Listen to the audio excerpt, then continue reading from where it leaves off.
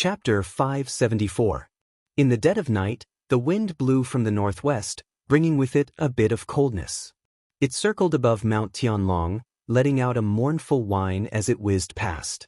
The night was dark and somber. Dark clouds covered the sky, and the usual moon and stars could not be seen. The trees on the mountain also seemed to be shivering in the wind. It was a dark and windy night. He walked silently in the shadows. His weapon had already been sheathed, and he was also dressed in a dark robe.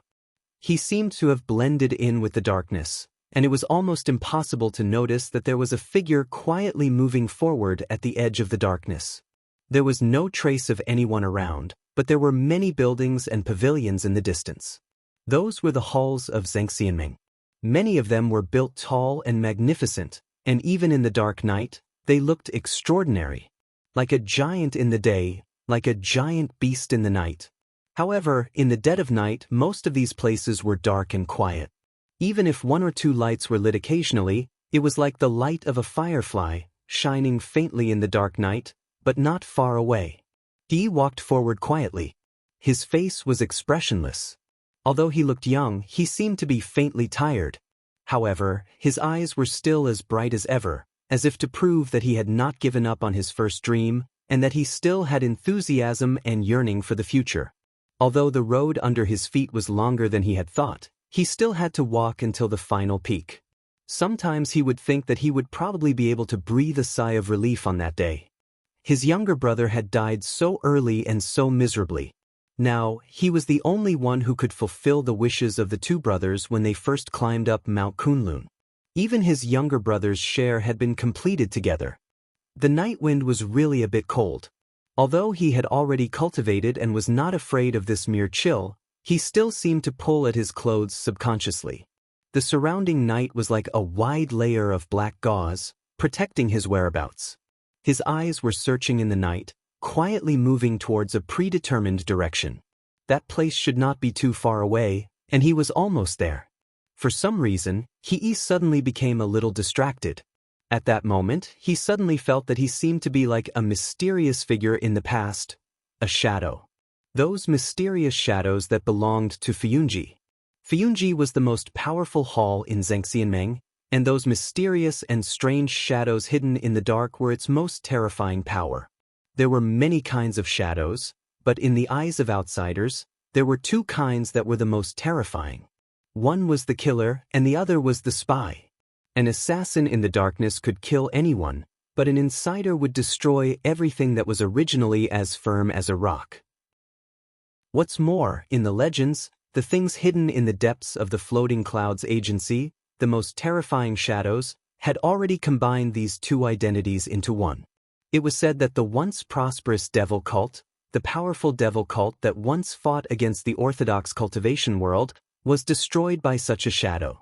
He felt the chill on his body getting heavier. All the shadows in Fuyunji belonged to the high and mighty Lord Tianlong. It was precisely because of such terrifying power and his unfathomable strength that Lord Tianlong could become the world's most powerful person today. He suddenly thought of Lu Chen. Of course, he was not unfamiliar with that person. In the past, he had several disputes with this person, and even in the depths of the southern land of chaos, he once killed this person and knocked him out of Longchuan. Of course, he thought that this person was already dead, and he was very proud to repay Lord Tianlong, looking forward to using this merit to move the Divine Transformation Lord's heart, so that he would accept him as a disciple. In the end, none of this happened.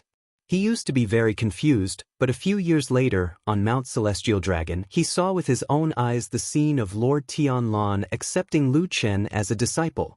His face was calm, but at that moment, his heart was completely filled with despair. After all, the world was full of malice towards people like him who struggled to become immortal. In order to please Lord Tianlong, after a painful struggle, he did not hesitate to kill his master and Dukan Jinren, who had raised him into a talent. Until today, he often saw the look his master gave him before he died, and then woke up with a cold sweat all over his body. In the same way, in order to please the bald lord, he spared no effort to hunt him down for thousands of miles, but in the end, not only did he end up in vain, but Tianlong actually accepted Lu Chen as a disciple? What did this mean? It was clear that there was some kind of secret relationship between them a long time ago, but he had been hiding it from him. At the moment when he saw the apprenticeship ceremony, he had never felt the pain of being fooled and humiliated like this. He felt that every smile of the master and disciple was aimed at him, with coldness and ridicule that went deep into his bones. His loyalty to Tanlon and his attachment to Kunlun were silently shattered at that moment. He knew that he had no future in the power of Lord Tianlon, and sooner or later, there would only be an unexpected disaster and an accidental death waiting for him. Even until now, neither Tianlon nor Lu Chen took any action against him. Because he asked himself honestly, if he were in Tianlon's position, he would definitely not let go of an enemy who tried to kill him. He had no way to go, and there was no place for him to retreat. He had to fight to the death. He looked up and saw the house. He came here, to the last destination of the night. In the silent night, the night that enveloped Sky Dragon Mountain was the same as usual. At the beginning, there was no difference, until suddenly, in a hall in the night, a shrill scream rang out. That scream was sharp and resounding, and seemed to carry some anger and doubt. But then, another angry and crisp voice rang out, resounding through the nearby mountains. In the dark night, in a moment, many lights were lit up. In some places that reacted quickly, there were already people holding torches and rushing out, approaching the place where the scream came from.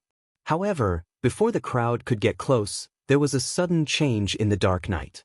A bright and dazzling firework suddenly shot up into the sky with a shrill scream, shooting straight into the vault of heaven, blossoming with unparalleled dazzling light, and then exploded with a loud bang in the sky.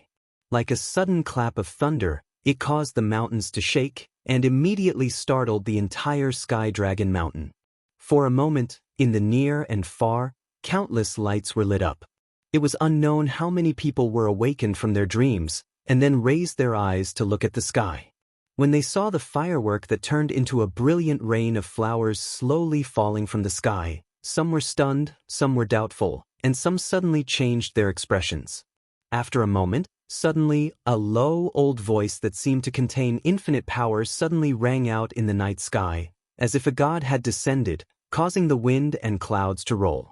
"How dare you? Who dares to bully my Tai-Hu's daughter?" The mountains shook, and the heavens and the earth were shocked. Chapter 575.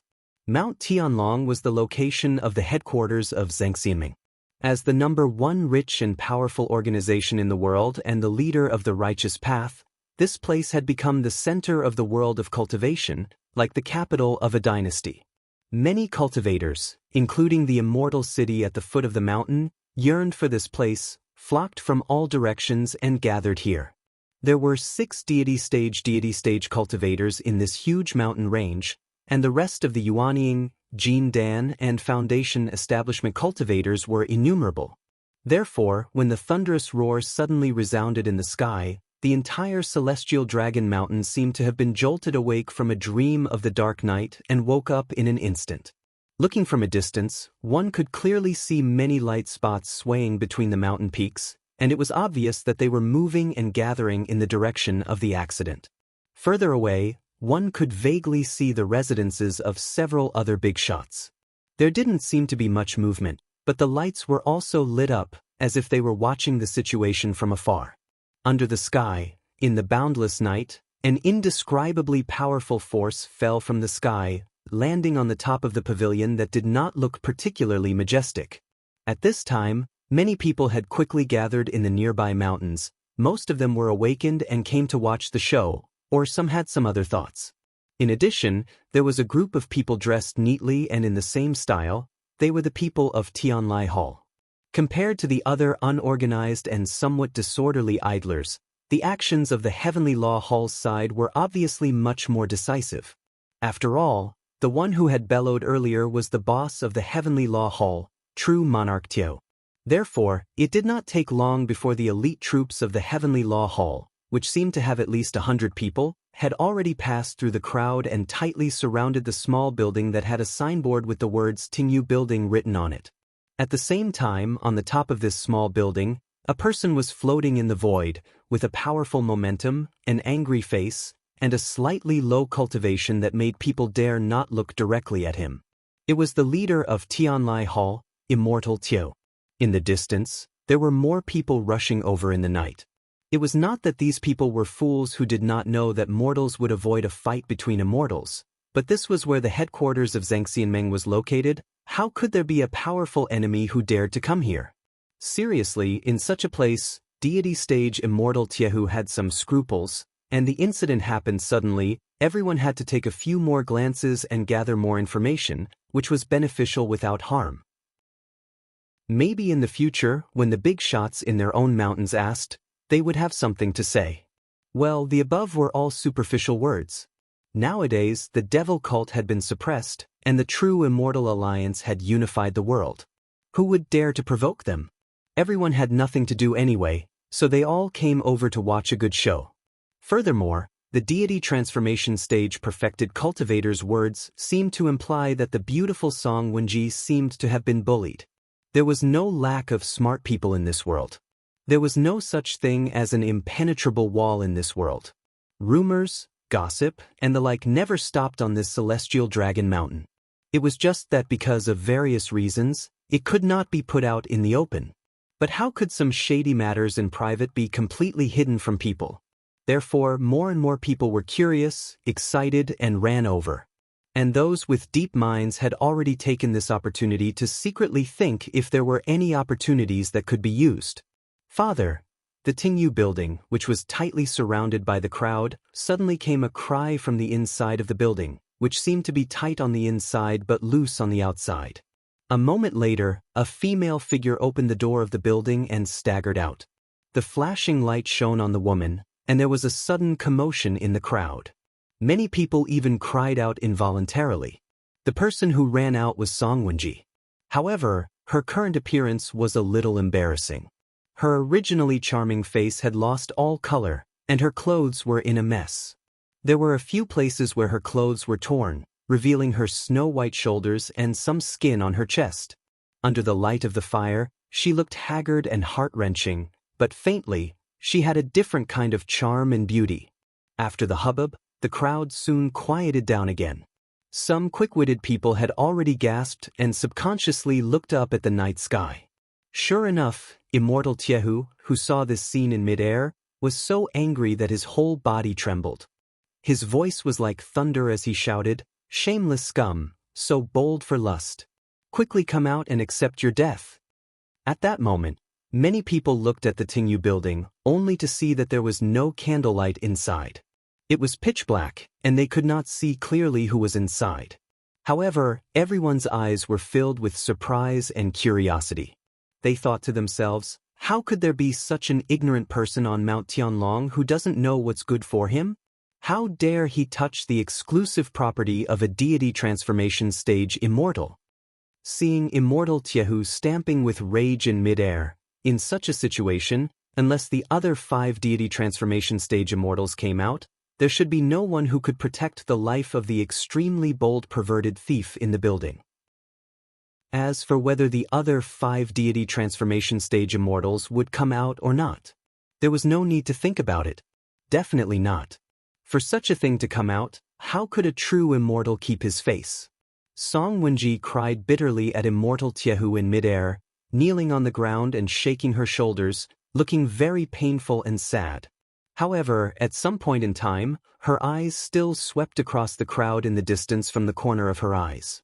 Then, she quickly saw a certain person in the crowd, as well as the few expert guards who quietly followed behind that person to protect him.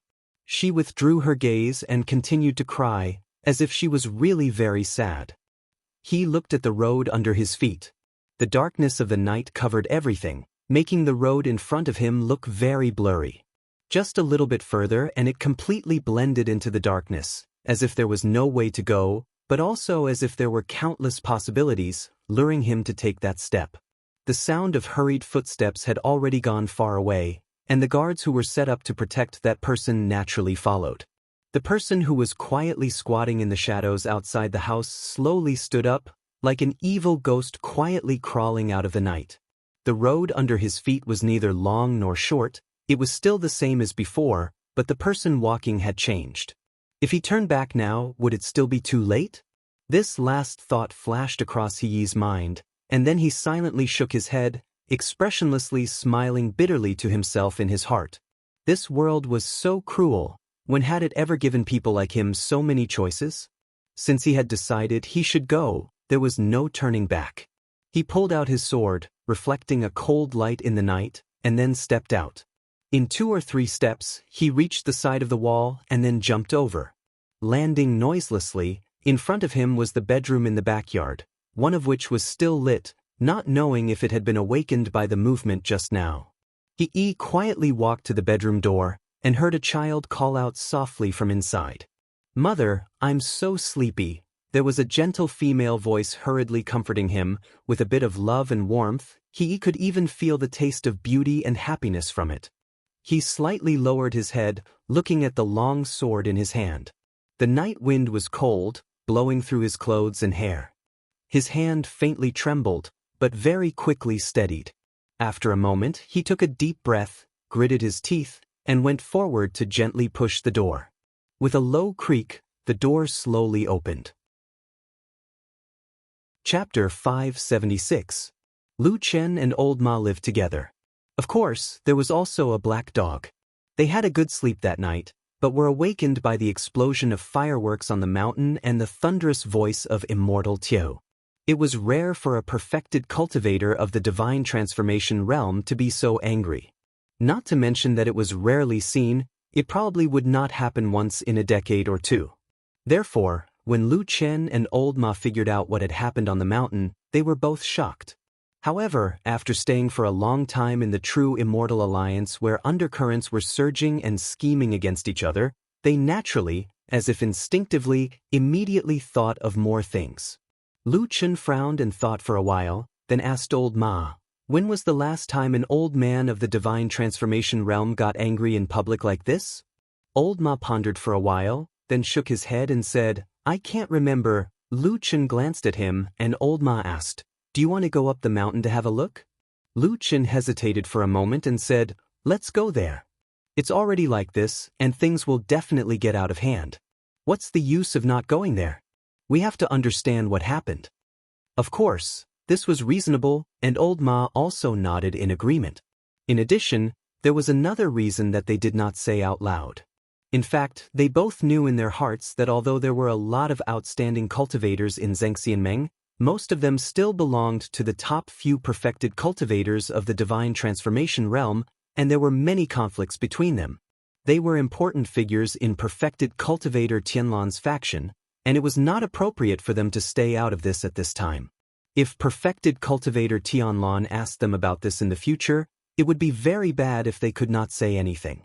Therefore, the two brought Atsu, who had just been woken up and seemed a little unhappy and depressed, to Mount Celestial Dragon. The night was still very dark, but the startled people on Mount Celestial Dragon soon woke up. On the way, Lu Chen and Old Ma saw many torches and more figures.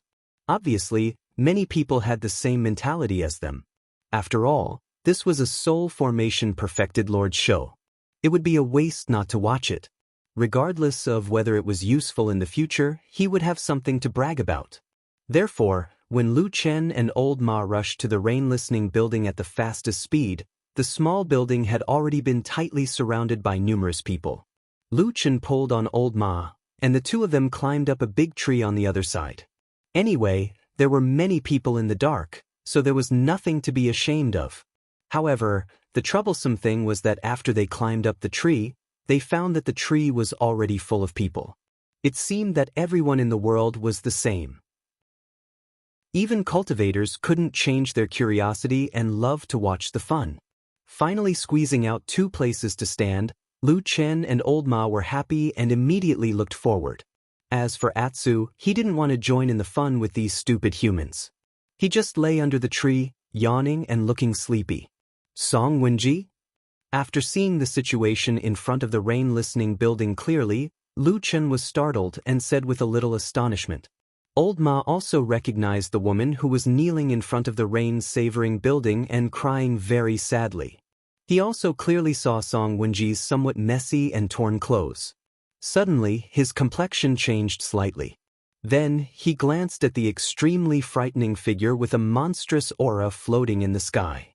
He lowered his voice and said, "Which idiot dares to touch this woman on this mountain?" Lu Chen nodded and also showed a puzzled expression.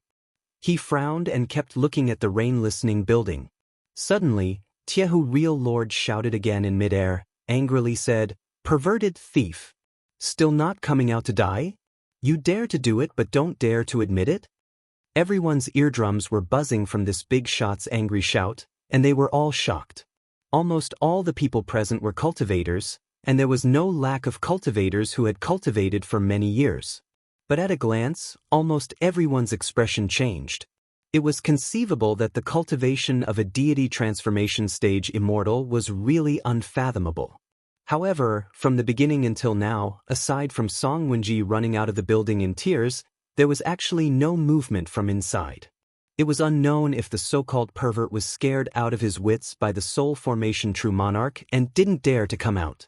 But everyone knew that in this situation, with immortal Tiehu blocking this small building, unless there were other deity transformation stage immortals coming out, otherwise, looking at immortal Tiehu's furious look, there would definitely be blood splattered on the spot today. As for whether you came out or not, it didn't matter at all. Now it was just that immortal Tiehu was unwilling to take action because of his status, but later on he would be impatient and tear down this small building, which was just a small effort. Sure enough, immortal Tiehu, who was in mid-air, not knowing whether he was provoked by the person in the small building below, or seeing Song Wenji's pitiful appearance, after a shout, he flipped his palm. Suddenly, a huge palm shadow appeared in the sky and directly hit down on the rain-listening building. In front of the rain-listening building, Song Wenji exclaimed and covered her body with her clothes, but her feet were not slow, and she lightly dodged.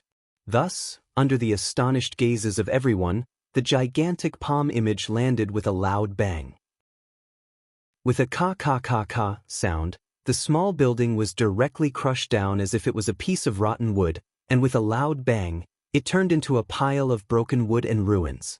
It was crushed just like that? There was no sound from the person inside until now? If there was really someone inside, and if his cultivation was not strong enough, he probably was already dead? Outside the rain-listening building, a large number of people were dumbfounded. Everyone knew that immortal Tiehu was very angry now, but no one expected that this old man would actually make such a heavy move. Lu Chen suddenly heard several gasps around him, and even his expression changed slightly. This move was indeed very powerful, but everyone had seen the world. Although they were usually very respectful of deity transformation stage immortals, they were not completely frightened by this move. Most of the people who could stand here today were those who could survive in Zhangxianmeng, and how many of them were fools? In a rage, he killed with one blow, and the murderer did not even have a chance to appeal. Who knew what was going on in the rain-listening building in the dark? Everyone only saw Song Wenji's tattered clothes, but there were all kinds of strange things in Zhangxianmeng, so who knew what was going on in the rain-listening building? Everyone was silent. After a while, suddenly they heard the elites of the Heavenly Law Hall in the innermost part of the crowd loudly praising. What they said was nothing more than praising immortal Tiehu for eliminating evil for the people, upholding justice, and so on. The people on the outside looked at each other in dismay. No one answered. After a while, True Lord Tai who landed back on the ground and stood beside Song Wenji. Song Wenji let out a cry and threw herself into his arms, crying non-stop. Immortal Tiehu showed a loving expression and comforted her in a low voice. "It's okay, it's okay." At this time, someone had already gone to check and clean the ruins of the rain-listening building. The surrounding people all looked over there, wondering who was so unlucky in the building. Lu Chen was watching attentively, and suddenly felt old Ma pulling him. He turned his head and asked in a low voice, "What's wrong?" Old Ma did not speak, and only pointed at their feet, which was the bottom of the big tree, with his mouth. Lu Chen looked down and saw that he was standing beside Atsu at some point in time. Of course he knew Atsu, so he was looking around, seemingly looking for Lu Chen, but of course he did not find him.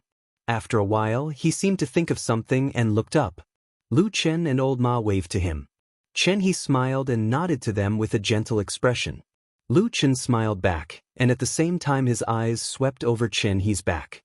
He could see 2 or 3 figures standing in the shadows, neither far nor near, following Chen He all the time. He smiled and did not say anything. At this time, there was a sudden commotion in front, and someone shouted in the ruins. They found a person, or to be exact, a dead person. Chapter 577.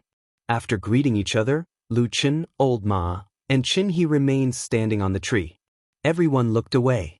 Lu Chen had no intention of going down, and Chen He did not show any signs of climbing up the tree. After standing for a while, Chen He seemed to feel that this was not a good place, so he walked to the side and quickly walked into the crowd on the other side. The seemingly ordinary figures behind him also followed him like shadows. Seeing that those people had gone far away, Old Ma softly snorted. Lu Chen frowned and said, "What's wrong?" Old Ma said, "This person's ambition is not small. He is not willing to be under someone else for long. He may become a disaster in the future." Lu Chen laughed and turned to look at Old Ma. He said, "I didn't expect you to have mastered the mind-reading skill. Come, tell me, how did you see through it in the blink of an eye?" Old Ma said seriously, "We are standing on this branch, but he feels uncomfortable under it and would rather walk away. It is obvious that he is dissatisfied."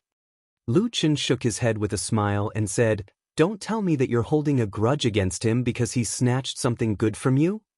"Of course I don't think much of him." Old Ma calmly admitted it. However, there was a solemn expression on his face as he said, "It doesn't matter how he treats me. However, given your current status, if he abandons you and joins Shueying, not only will he not be punished, he will even be given great things. What will others think if they see this?" Lu Chen was silent for a moment, then said with a slightly self-deprecating tone, "They probably think that I have fallen out of favor with that damn Baldy?" Old Ma snorted coldly and did not say anything. When they met by chance just now, both sides were very polite and friendly. But everyone could also feel that the atmosphere between the two was different from before. After Chen He was forced by Lu Chen to join Zhang Xianmeng's side, he could be considered a person who knew when to pick up and when to let go. He immediately joined Lu Chen's faction and worked hard for him. He also paid special attention to the matter of hunting down the evil sect. To put it nicely, it was abandoning the dark for the light. To put it bluntly, it was probably turning against him. Of course, Lu Chen's plan had pushed him too far and made him a mortal enemy of the evil sect. Chen He did not have much choice. But now that time had passed, Chen He only seemed to be friendly towards Lu Chen on the surface.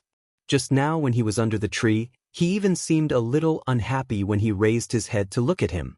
Then, if he achieved something in the future and had power and influence, when he faced Lu Chen, would he remember that Lu Chen had also plotted against him? "It's so damn hard to live well in this broken place like Zhang Xianmeng," Lu Chen suddenly cursed. Old Ma sighed at the side, patted his shoulder with his hand, and then said in a low and sympathetic tone, "I understand how you feel, and I sympathize with you. Don't talk nonsense. The whole Sky Dragon Mountain knows that you and I are best friends. If others want to deal with me, they will probably kill you first before killing me." Lu Chen very politely interrupted Old Ma's comfort. Old Ma's expression changed greatly, and then he also cursed something like, "What the hell?" But these two people were people who had been in this damn Zhang Xianmeng for many years, so they quickly put aside those boring and useless emotions and began to discuss the solution later. "Looking at your sneaky and thoughtful look, you must have come up with some evil idea in your mind, right?" Lu Chen looked at Old Ma and said seriously. Old Ma looked at Lu Chen with contempt, and then said, "The things you have done are much more ruthless than me. Anyway, since things have come to this, why not make the first move?" Lu Chen didn't think much and shook his head, saying, "Behave yourself these days, don't mess around." Old Ma frowned and said, "When he really goes far away and goes to the Western continent, it will be difficult to deal with." Lu Chen said lightly, "We haven't really reached the point where we are enemies of life and death. Let's wait and see, no hurry. Moreover, the Immortal Alliance has not been peaceful recently, let's wait and see first." As he said this, he seemed to think of something and looked up at the dark night sky above his head. Old Ma also seemed to understand what he meant. After a moment of silence, he also nodded and seemed to agree with Lu Chen's idea. But he still seemed to be a little unwilling. After smacking his lips twice, he suddenly said, "Anyway, seeing him like a villain intoxicated by success makes me uncomfortable. If I knew this day would come, I would have let that little girl White Lotus teach him a little more. By the way, I haven't seen White Lotus for a while. Do you know where she went?" Lu Chen said indifferently, "I didn't see her either. Maybe she is still staying in Su Qingjuan's room and is too lazy to go out. Well, there seems to be a dead person carried out over there. See, his whole body is so soft, even his bones are broken. A deity severing is really powerful, but to be able to do this, hey." The atmosphere in the vicinity of the rain-savoring building on the Celestial Dragon Mountain had always been a little weird. Though nobody stood out to openly question Immortal Tiehu or say anything else, all the cheers and rebukes were from the people of Heavenly Law Hall, which sounded a little weird.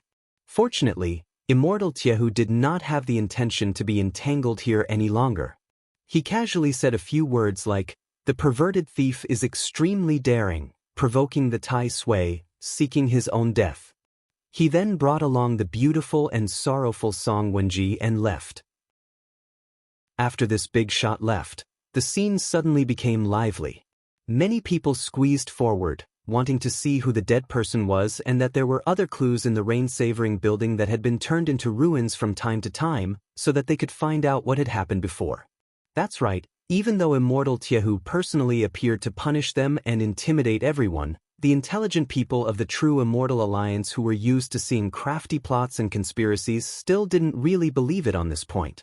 Even a deity transformation stage Immortal couldn't suppress his curiosity and guess. It could be seen that this was the usual atmosphere. However, although Taihu Immortal had left, the people of Heavenly Law Hall still surrounded the place and kept the corpse. Some people were dissatisfied and shouted in the crowd to show everyone which idiot had eaten a bear's heart and a leopard's heart to dare to provoke the young miss of the Heavenly Law Hall. However, the Heavenly Law Hall just turned a blind eye and directly left. The onlookers were naturally full of doubts. They only felt that the incident tonight seemed to be full of strangeness, and that something was not quite right. But since it had come to this, everyone could only gradually disperse. Lu Chen and Old Ma brought Atu, who looked like he had almost fallen asleep again, back to where they came from. While they were discussing this matter in a low voice, they suddenly heard an extremely sharp howl coming from another place on the Heavenly Dragon Mountain. The faces of Lu Chen and Old Ma changed at the same time. The direction from which the sound came was from Fuyunji, and it sounded like an extremely urgent alarm signal. Chapter 578. The large group of people who were about to disperse, those who were walking in the light and those who were about to disappear into the darkness, suddenly paused. It was as if someone had suddenly cast an unfathomable Dao technique and divine ability, and all the sounds were instantly erased.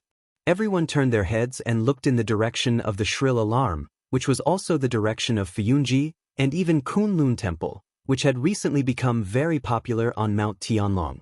Lu Chen and Old Ma looked at each other, and their expressions changed. The level of the alarm in Fuyunji was not low. Something big must have happened. Why is it so unpeaceful tonight? What happened in Fuyunji? Old Ma could not help but complain to Lu Chen in a low voice. Lu Chen also shook his head with a hint of caution on his face. He frowned as he looked at the gradually brightening Fuyunji's territory in the distance, and there were more lights gradually gathering in that direction. No matter what, the two of them were on the same side as Fuyunji and Lord Tianlon, so it was reasonable for them to go back and take a look. After getting down from the tree, they called Atsu and rushed to Fuyunji Temple. There were many people along the way. Obviously, they had heard the noise and ran there. Lu Chen walked quickly as he looked around. He saw that there were familiar faces and unfamiliar faces, but most of them had grave expressions. It was as if they were deeply worried about the Floating Clouds Company, or if they didn't do so, they wouldn't be able to express their goodwill. However, who would know what was really in other people's hearts? Maybe some people were burning with anxiety, maybe some people were gloating, and maybe some people just wanted to look on coldly, not caring about the big or small disasters, and only seeing if there was a chance to gain benefits. There must be all kinds of such things. For a moment, Lu Chen suddenly felt that it was a little funny. The alliance of true immortals commanded the world and was majestic. It looked extraordinary on the surface, but the people who were really in the core of the alliance of true immortals were probably already used to scheming against each other. Not knowing if it was because Lu Chen had been silent, old Ma was a little anxious. He approached him a little nervously. First, he looked around to make sure that no one was too close, and then he said in a very low voice that only Lu Chen could hear, "Could it be that something happened to Lord Zhengxianming?" Lu Chen's footsteps suddenly stopped, and his expression changed. His sudden stop startled old Ma and Atsu. Old Ma saw that he didn't look good and quickly said, "I'm just guessing. Don't take it seriously. I'm just afraid that." Lu Chen shook his head slightly. After a moment of silence, he said, "I don't blame you." Speaking of this, he paused for a moment, and then said calmly, "I can't think of anyone who can secretly plot against a person like the damn Baldy. He should be fine." Old Ma replied with a "hmm." It seemed that he had no objection to Lu Chen's words. His expression relaxed, and then he strode forward. Lu Chen followed him, looking at old Ma's back with a somewhat complicated expression. When old Ma suddenly asked him this question just now, to be honest, he had never thought that something might happen to Lord Tianlan when the alarm sounded. But at that moment, his heart suddenly beat faster in his chest. Why was that? Was he worried, or was he expecting something? His sober reason had always firmly controlled his body and will, so that he knew what was the right thing to do. But in his mind and in the depths of his heart, had he ever thought about that kind of secret freedom? Had he really hoped that person would die? Lu Chen looked at the hall that was getting closer and closer and gradually showing its outline, and suddenly quickened his pace. As the most powerful hall in Zhengxianmeng, Fiyunji did not get its reputation by bragging. Its efficiency and strength were actually far better than other mountain forces. Therefore, when these people just arrived near the edge of Fiyunji's territory, they found that the situation here was not quite the same as in the rain-savoring tower. The people of Fiyunji had completely controlled the surroundings. They were heavily guarded, and the atmosphere was somber. Everyone was blocked outside. Those outsiders were blocked by the stern-looking and solemn guards of Fiyunji. Although they were dissatisfied, everyone could see that something serious must have happened in Fiyunji's territory at the moment. If there was a dispute, the arrogant soldiers of Fiyunji would not be polite and show mercy. And those who belonged to Fiyunji were quickly recognized or reported their identities. Then, they were quickly summoned and distributed to various places in an orderly manner, further strengthening the defense around Fiyunji. Therefore, this territory became more and more stable. In the dark, a large group of people were blocked outside, sticking their heads out and looking around in the silent and somber atmosphere. It was completely different from the situation in the rain-savoring tower. Lu Chen and old Ma rushed here. After they came forward and showed their identities, they were quickly let in. With Lu Chen's identity, he was now one of the 3 core figures under Supreme Tianlan. His future was limitless. Therefore, everyone thought highly of him and naturally would not let him do the work of guarding. Lu Chen led old Ma and Atsu directly through the crowd. Under the guidance and whispers of the people next to him, they went to the place where the incident happened. Old Ma followed him and heard a few words. His expression slowly changed into a complicated and shocked expression, and even the corners of his eyes were slightly twitching. Lu Chen kept a sullen face and did not speak. He walked quickly through the main hall of Fiyunji, but did not go in the direction of the Kunlun Hall. Instead, he took a detour in another direction. The night there looked particularly deep and dark. The wind blew from the front, carrying with it a faint smell of blood. After walking for a while, they could vaguely see a house there. There were already many people surrounding it, and there were many familiar faces among them, including Shui Ying and the other top figures of the Floating Clouds division. At this moment, they were all here. Lu Chen walked over with large strides. Hearing his footsteps, Shui Ying turned her head and glanced in his direction. When she saw Lu Chen, her charming face was as cold as ice, but she didn't show any hostility towards him. She only nodded slightly, which could be considered a greeting. Lu Chen walked to her side and was about to speak when they suddenly heard a beast-like howl from behind them. It sounded like a man's heart-wrenching cry. There was also a low sound, as if someone inside had lost control and hit the wall or knocked over something. A few fires lit up in the dark house. A commotion came, and a few voices gathered together. It seemed like they had spent a lot of effort to suppress the person who had lost control. Lu Chen and Shui Ying both looked over there. The wind blew past them, carrying with it a strong smell of blood. It was nauseating. Lu Chen lowered his head slightly. After a moment of silence, he opened his mouth and asked, "Inside?" Shui Ying's expression was solemn. She sighed softly and said in a low voice, "Very tragic." Lu Chen did not speak. The woman in front of him had seen more of the world than him. If even she said the word, "very tragic," there was a moment when Lu Chen did not even want to enter this house. However, Shui Ying looked at him. For some reason, her gaze was somewhat deep. She said, "Shall we go in and take a look?" Lu Chen frowned and looked at her. His heart sank slightly. After a moment, he nodded and said, "Okay, let's go in and take a look." Chapter 579. Before entering the house, Lu Chen turned around and glanced at Old Ma, who was standing behind him. Atsu was also standing beside Old Ma. However, this black dog was no longer as lazy and sleepy as before. Instead, its eyes were sharp and fierce. It stared at the house with a murderous look, as if it wanted to eat someone alive. He didn't know if it was stimulated by the strong smell of blood that drifted in the wind. Old Ma also looked at Lu Chen. His expression was solemn, but there was a hint of worry and anxiety in the depths of his eyes. Lu Chen shook his head slightly. Old Ma was startled for a moment, but then nodded in acknowledgement. After this short silent exchange, Lu Chen turned around and said to Shui Ying, "Let's go." Shui Ying did not say anything and walked into the house first. Lu Chen followed half a step behind her. However, just as they were about to enter the door, Lu Chen suddenly heard a few low roars from Atsu behind him. Lu Chen's body paused. He turned around to look, and his expression changed slightly. He saw that Old Ma and Atsu were still standing in the same place. However, there were now 4 or 5 people around them. There was originally no one around them, but now there were 4 or 5 people around them. They seemed to be very loose, and there was no obvious hostility. However, it was true that they had surrounded them in the middle. Old Ma's expression did not change, as if he did not feel anything. However, Atsu did not hold back. They growled fiercely at the few Fuyunji people who were still a distance away from them. Lu Chen was silent for a moment. His expression was already somewhat gloomy. He turned around to look at Shui Ying and said, "Hall Master Shui, what is the meaning of this?" Shui Ying's expression was calm, as if she did not see anything out of the ordinary. She only said softly, "They do not have any ill intentions.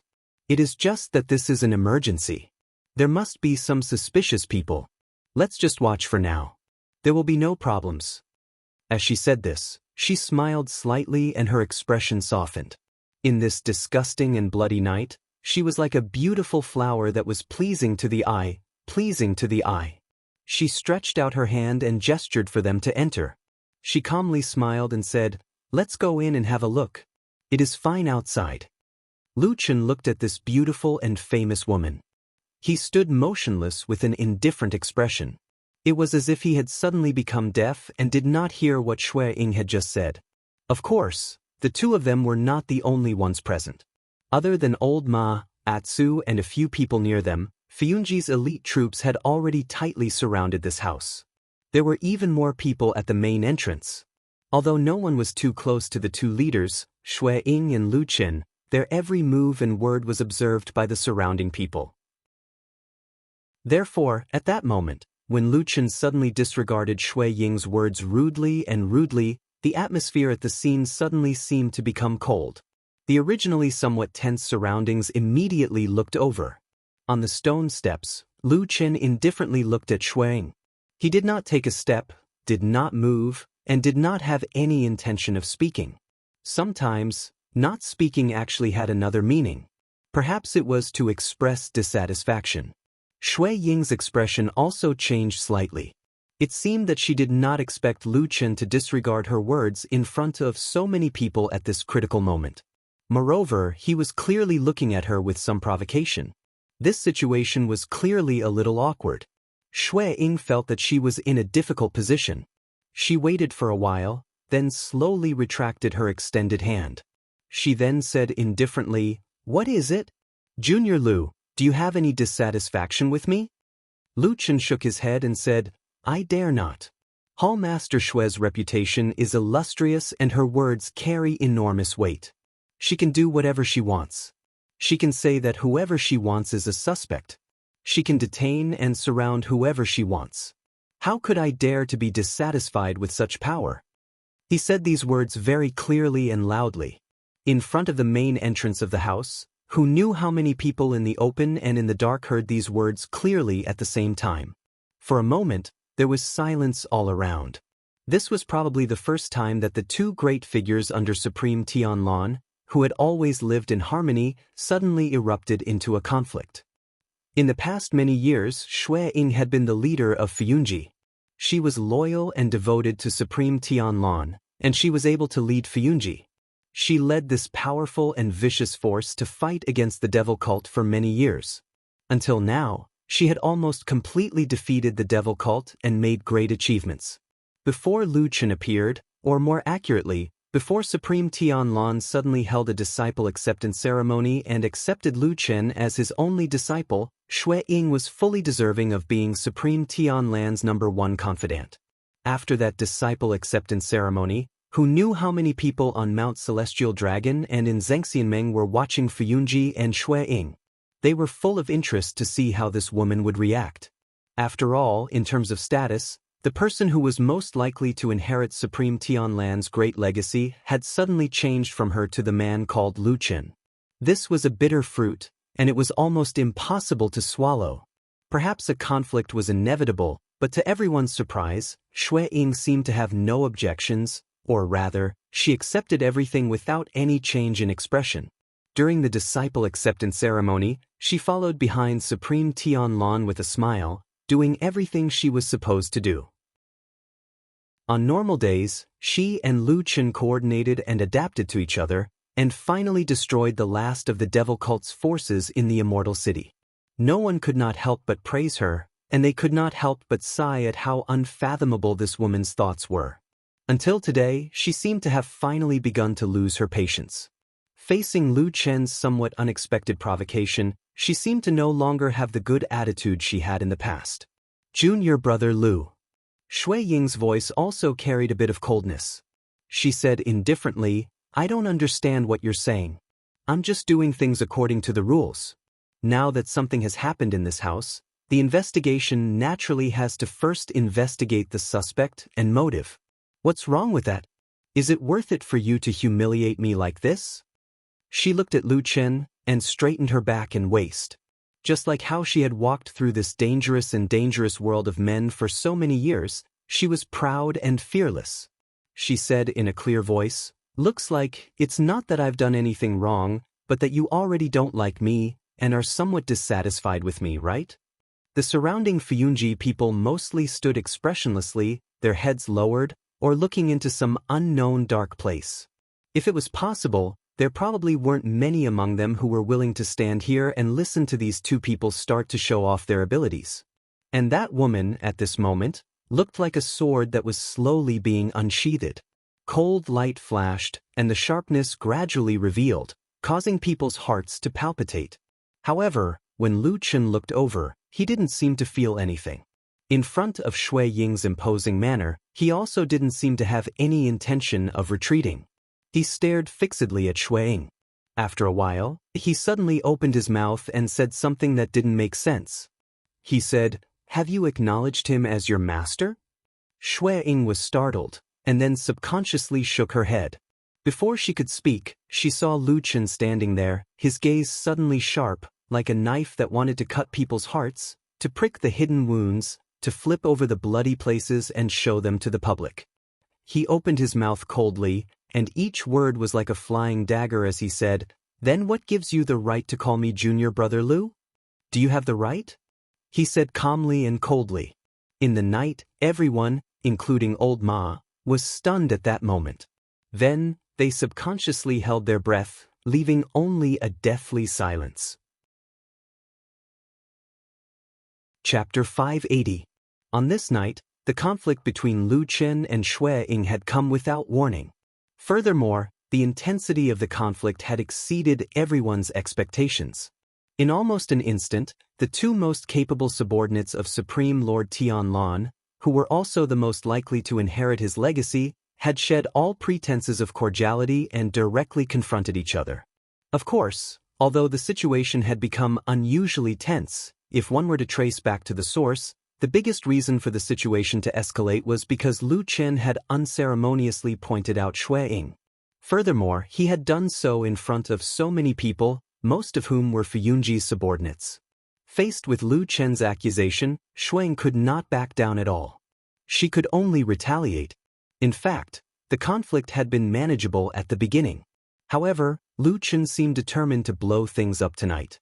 Especially after he had said that heart-wrenching sentence about whether or not Shui Ying was qualified, the situation had completely gone out of control. Shui Ying's abilities were extremely strong. Regardless of whether it was in terms of cultivation or in leading a large organization like the Floating Clouds Division, she had always proven herself to be an outstanding leader. She had always been publicly acknowledged as the second most powerful person under true Lord Tianlan. However, everyone in the world knew one fact. Although Supreme Lord Tianlan was talented and bold, and his name shook the world, he had never accepted a disciple. Shui Ying was Supreme Lord Tianlan's subordinate. She was his right-hand man and his trusted aide. However, she was not a disciple of Supreme Lord Tianlan. Lu Chen was only a latecomer. However, Lu Chen was a disciple who had held a disciple ceremony and was personally acknowledged by Supreme Lord Tianlan. He was known by all of Zhengxianmeng, and even the whole world, as the person who would inherit Supreme Lord Tianlan's legacy in the future. This was a difference in status. This was a completely different fate. It seemed rather cruel. Do you have the right? Under the night sky, a deathly stillness enveloped the front of the house. Although there was no sound, Lu Chen's mocking and straightforward words still seemed to reverberate in this place, like a whip, fiercely lashing at Shui Ying's face. Shui Ying did not have the right to call Lu Chen Junior Brother Lu. No matter how old she was in Fuyunji and how powerful she was still not true Lord Tianlan's disciple and successor. She was just a subordinate, she was just an outsider. In the past, Lu Chen didn't express any objection or disdain towards this form of address. This wasn't a big deal, but now, it seemed like he was going to bring this matter up in front of everyone tonight and slap Blood Warbler in the face. He succeeded. At that moment, Blood Warbler was speechless, and the surrounding people held their breaths in silence. Even those who were the most loyal to Blood Warbler in Fuyunji stood in place and did not move. Everyone knew that although Lu Chen was despicable, and although his words were so straightforward and hurtful, his words were not wrong. Amidst the cold silence, a man slowly walked out from an inconspicuous corner behind the crowd. He looked at the man and woman standing in the center of the field from afar. It was he. Lu Chen's words just now seemed to echo in his heart and mind, reminding him that he had once been in the same awkward situation as Blood Warbler today. He was clearly only one step away, and if that high and mighty lord agreed to take him in as a disciple, then everything would be different. At that moment, he suddenly felt that he was very similar to Blood Warbler. They had both done their utmost to serve true Lord Tianlan, and they had both risked their lives for him. They were both so outstanding that most people recognized them, and they were only one step away from the peak in their hearts. Just that one step was like the difference between heaven and earth. He's gaze was a little dark and uncertain. He let out a soft sigh and seemed to have thought of something. The corners of his mouth slightly curled up, as if he was secretly happy and pleased with his choice. In front of the house, Blood Warbler naturally did not know that there was a person called He who actually appreciated her in his heart. Of course, even if she knew, she would not feel any gratitude towards him. It was more likely that she would snort disdainfully. She was a proud woman. In order to prove her excellence, she had worked very hard all these years. She had done her best, and the results were also pretty much the best, except for the fact that she had not been able to catch that hateful elder ghost. Also, except for the lord whom she had followed loyally for many years. Although he had given her power, fame, and a position that everyone admired, he had never taken her in as his disciple. She had once thought that everything would come naturally, and that this was just a test from the true Lord. Or perhaps there was something that she had not done well enough. After all, a godlike figure like true Lord Tianlan had such a vast and magnificent foundation. If she wanted to become his successor, she would definitely have to be even more outstanding. That was why Blood Warbler had never complained. She had only worked hard to make herself more outstanding so that she could build his empire for him. Until one day, a person called Lu Chen appeared and became his disciple. And now, this Lu Chen, who had snatched away all of her hopes, had coldly asked her this question in front of her. Do you have the qualifications? This was the sharpest knife that Blood Warbler had ever heard or seen in her life. When it pierced into her chest, that kind of pain felt as if all the decades of suppression had been triggered in an instant, and then exploded out, wanting to tear her entire body apart, throwing everything that she had once treasured onto the ground and trampling on it. It made her wish she was dead, and made her wish she was dead. It turned out that all these years had been for naught. Her face was deathly pale, and her lips were trembling slightly. She stared fixedly at Lu Chen. If looks could kill, then Lu Chen would definitely have died 100 times. Unfortunately, he could not. She slowly raised her hand and pointed at Lu Chen. Word by word, it was as if all the anger in her body was gathered in that one word. You actually dare like this? Even now, Lu Chen still had no intention of backing down. He looked coldly at this extremely angry woman and said, "Today's matter is not your chance. Don't even think of using this against me or my people." After saying this, he turned and walked down the stone steps. Under everyone's gaze, he walked all the way to the side of Old Ma and Black Dog. Then, he swept his gaze across the faces of the people surrounding him. His gaze was a little cold, and there was a hint of provocation in it. However, the people opposite him all avoided his gaze. After a moment of stalemate, they slowly retreated into the darkness. Standing in front of the house, Blood Warbler's face became even paler. Atsu moved his head to Lu Chen's side and rubbed against his leg. Old Ma's expression was still solemn, but it could be seen that he was relieved. However, when he walked to Lu Chen's side, he hesitated for a moment and said in a low voice, "It's not worth it for you to shed all pretense of cordiality like this." Lu Chen did not look at him. He just turned around and said lightly, "After so many years, I only have you as my subordinate. Although you're useless, I can't just let you be harmed by others." Old Ma looked at him for a while, then nodded and smiled. Then he puffed out his chest and followed behind Lu Chen. Together with the majestic and grimacing Atsu, they once again walked towards the house. Blood Warbler was still standing there, but this time, Lu Chen did not even look at her. He just walked past her and strode into the house that was filled with the thick smell of blood. Only Blood Warbler was left. Under the strange gazes of the crowd, she stood alone at the door. Chapter 581. Lu Chen and Xue Ying actually did not make a move until the very end. At the end of the day, the two of them were just using their mouths and not their fists.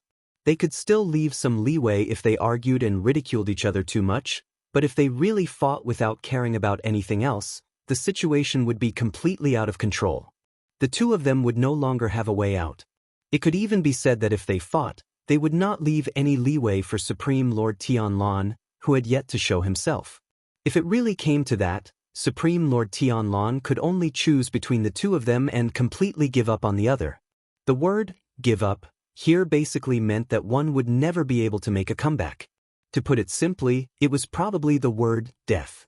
Lu Chen was a smart person.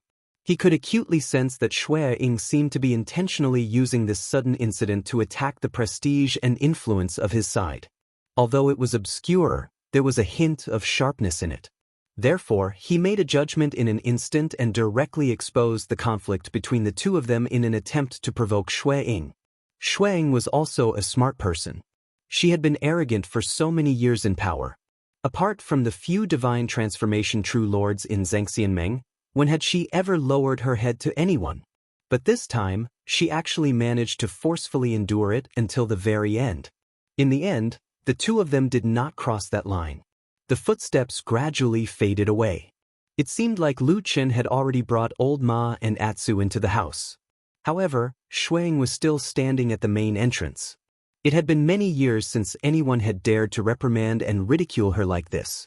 This was quite a loss of face. She looked around and swept her gaze across those people. At this time, even more people had gathered. Most of them were from Fuyunji, while some were from Supreme Lord Tianlan's faction. For example, there were also quite a few from the Kunlun party. They could all be considered as her own people. However, the more people there were, the more intense the burning sensation on his face seemed to be. Other than that, so many people had seen this scene. Although no one dared to look her in the eye at this moment, and most people looked away or lowered their eyes when her eyes swept across, Shui Ying knew clearly that as long as the sun rose, the entire Celestial Dragon Mountain, the entire Zhangxianmeng, would probably know what had happened here tonight. It was impossible to keep this information a secret. Someone would definitely leak it out, and it was very likely that more than one person would. There were no secrets in Zhangxianmeng. She suddenly felt a little tired, and also a little lost. When she swept her gaze across the crowd just now, she clearly saw that in the eyes of these Fuyunji subordinates who were usually loyal to her, there were shock, doubt, anger, sympathy, and all sorts of other emotions. However, there was only one thing that she had secretly hoped for in the depths of her heart.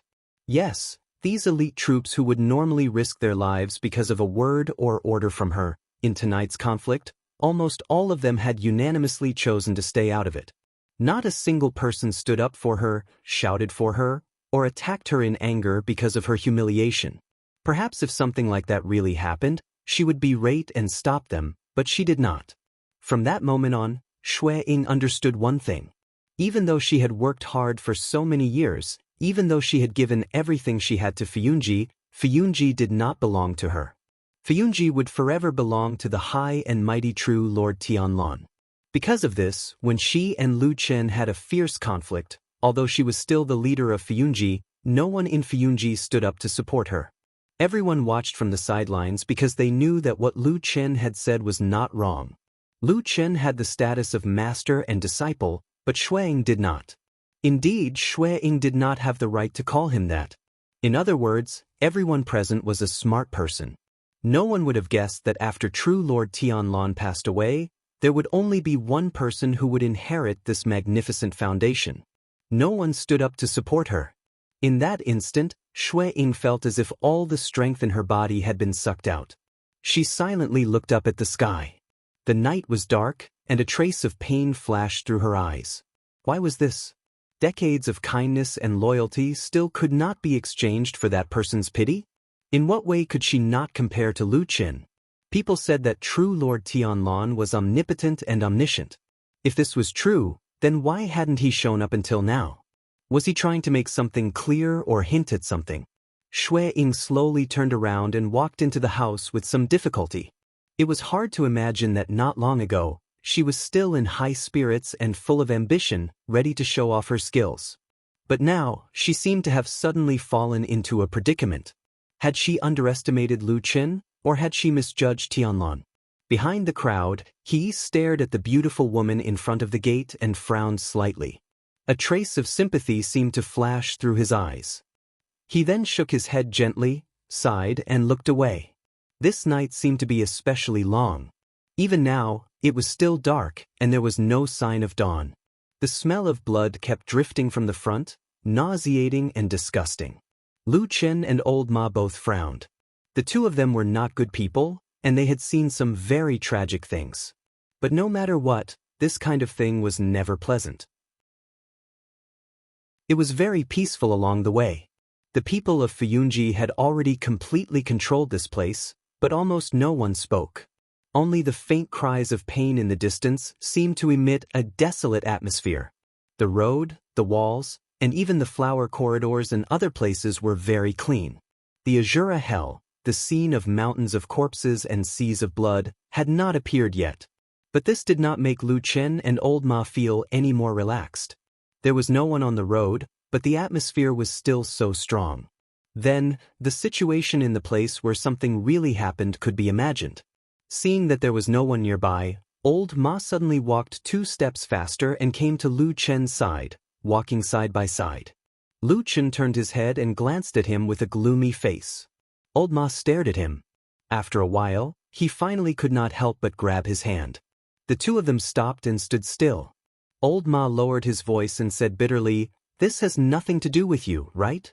Lu Chen looked at him silently and said after a moment, "Do you think it is possible for me to do such a thing?" Old Ma gritted his teeth and said, "I believe you did not do it, but we both know in our hearts that as long as you harden your heart, maybe you will do it." Lu Chen snorted and said, "I just did it to save you. Don't you know that?" "I know."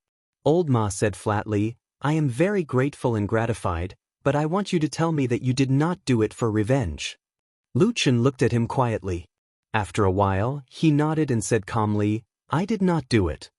Old Ma suddenly felt relieved and let out a long sigh. Then he smiled bitterly and said, "That's good, that's good. It's not far ahead, let's go and have a look."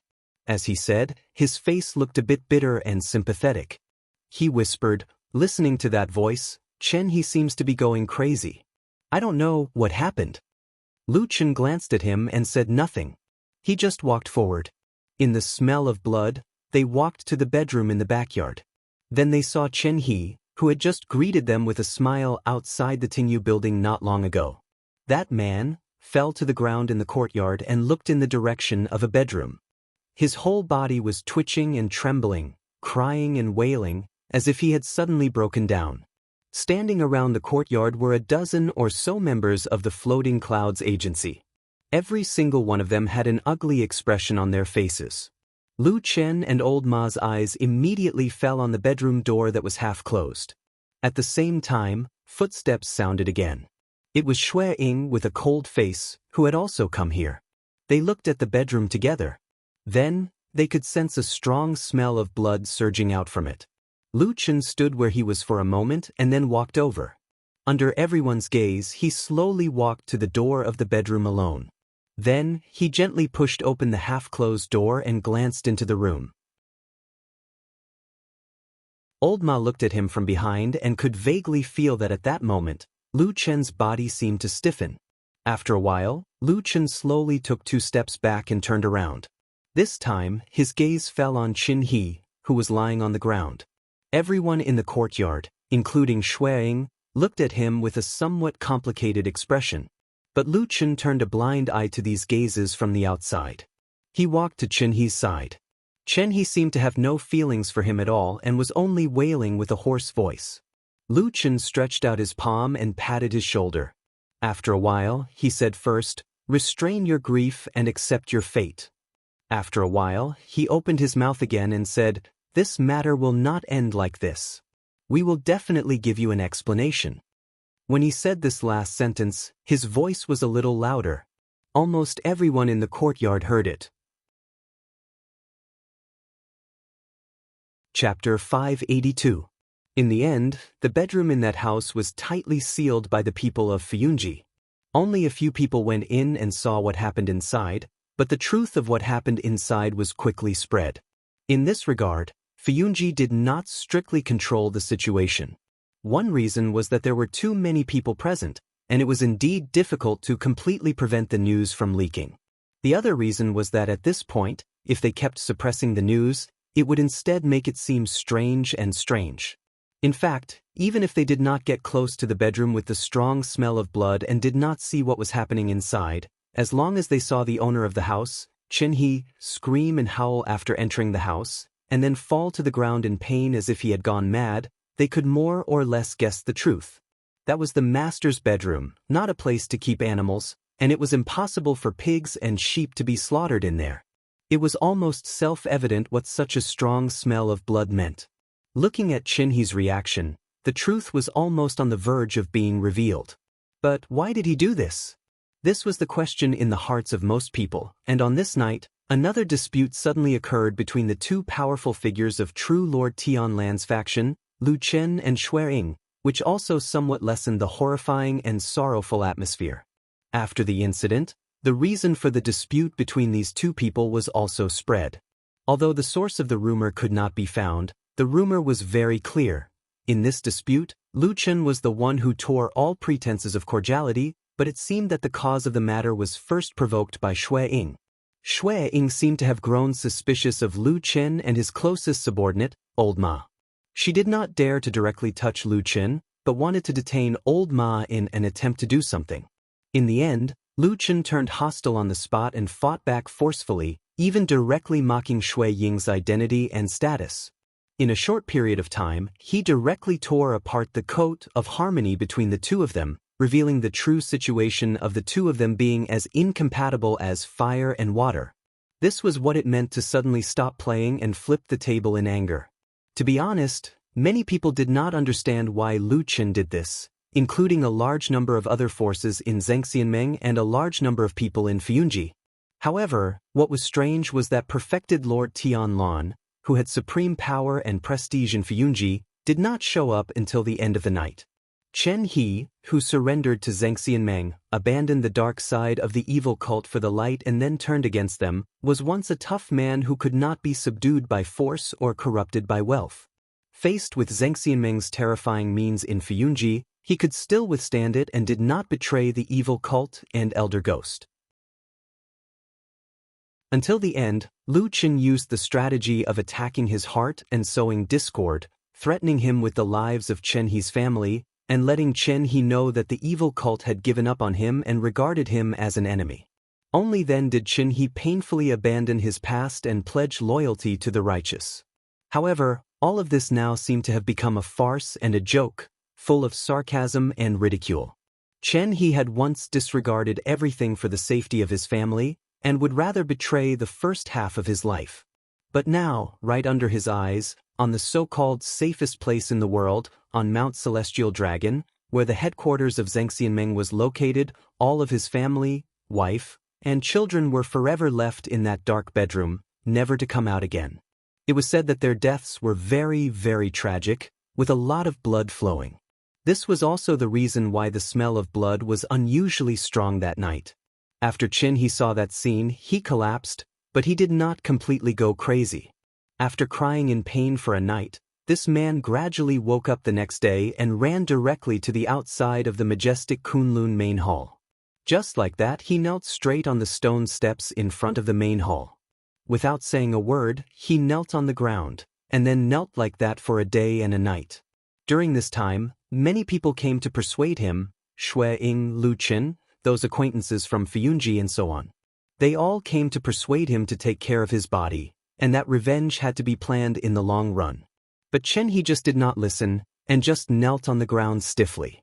His face was very pale, and there was almost no blood. Anyone could see that this man at this moment was just holding on with his last breath. If there was even the slightest movement, he would not be able to bear it. So no matter who it was, at this moment, no one dared to act recklessly. Of course, there might be some people who looked sad on the surface and advised him, but in their hearts, they were happy. No one could persuade Chen He to leave.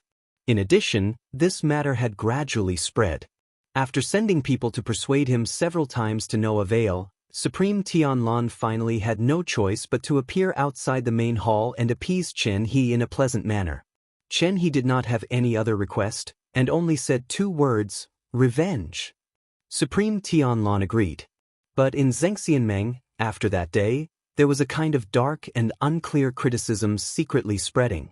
It was said that the high and mighty bald Supreme Tianlan did not immediately agree to this natural request, but hesitated. After a while, he reluctantly agreed. Why was this? There must be a reason for this abnormality. Almost all the other forces in Zhengxianmeng paid attention to this point. On the contrary, no one actually paid attention to Supreme Tiehu of Heaven's Law Hall, who was the first to make a fuss that night. Supreme Tiehu was an old and powerful supreme, and Heaven's Law Hall was indeed a great hall with a long history. But now, it was the era of Supreme Tianlan and Fuyunji. Why does the old man Tianlan have concerns? Could it be that there are other secrets in this matter that we don't know? In the main hall of Heaven's Law Hall, when only Supreme Tiehu and Song Wenji were left, Song Wenji saw that there was no one around and asked Supreme Tiehu this question in her heart. Supreme Tiehu frowned slightly and seemed to have thought about this for a long time.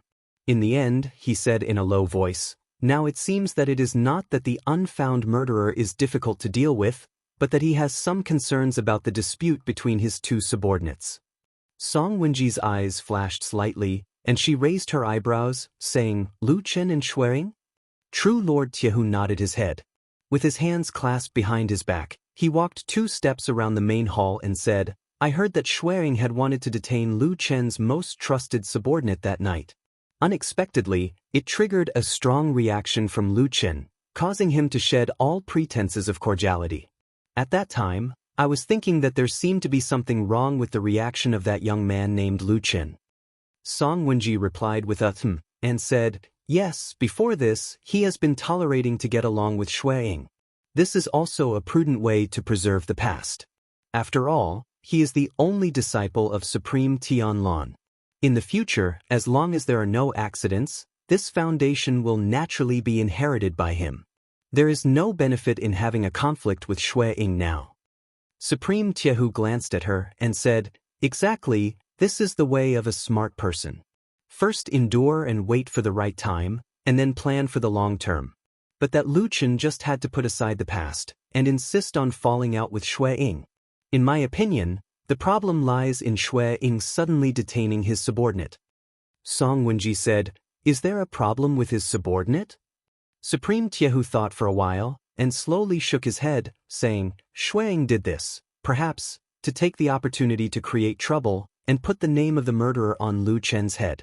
After all, Supreme Tianlong is still alive, and it is not impossible for him to replace his disciple in the future." Song Wenji slowly nodded and did not speak, but a strange light flashed in the depths of her eyes.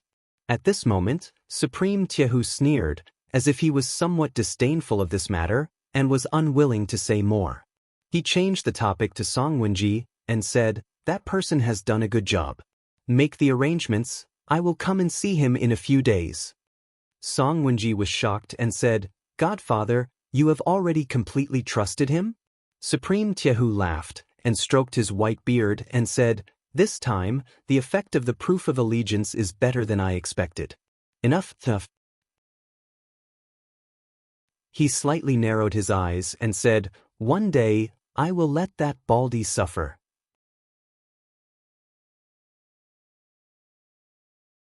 Chapter 583. Perfected Lord Tianlong asked Lu Chen to come over. After dismissing his attendants, they were the only ones left in the huge Kunlun Hall. What was different from the past was that Perfected Lord Tianlong even asked someone to close the door of the hall this time.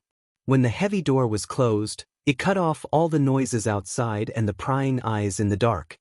Only the master and disciple were left. It seemed that the matter this time was very serious. True Lord Tianlong seemed to be very angry. Otherwise, he wouldn't have mocked Lu Chen with sarcastic words like, "You've grown wings," after he arrived. Then, when he dismissed the others, his voice was like thunder, striking fear in people's hearts. Lu Chen didn't argue in front of everyone. Perhaps facing such a famous and powerful Perfected Lord Master, anyone would feel great pressure.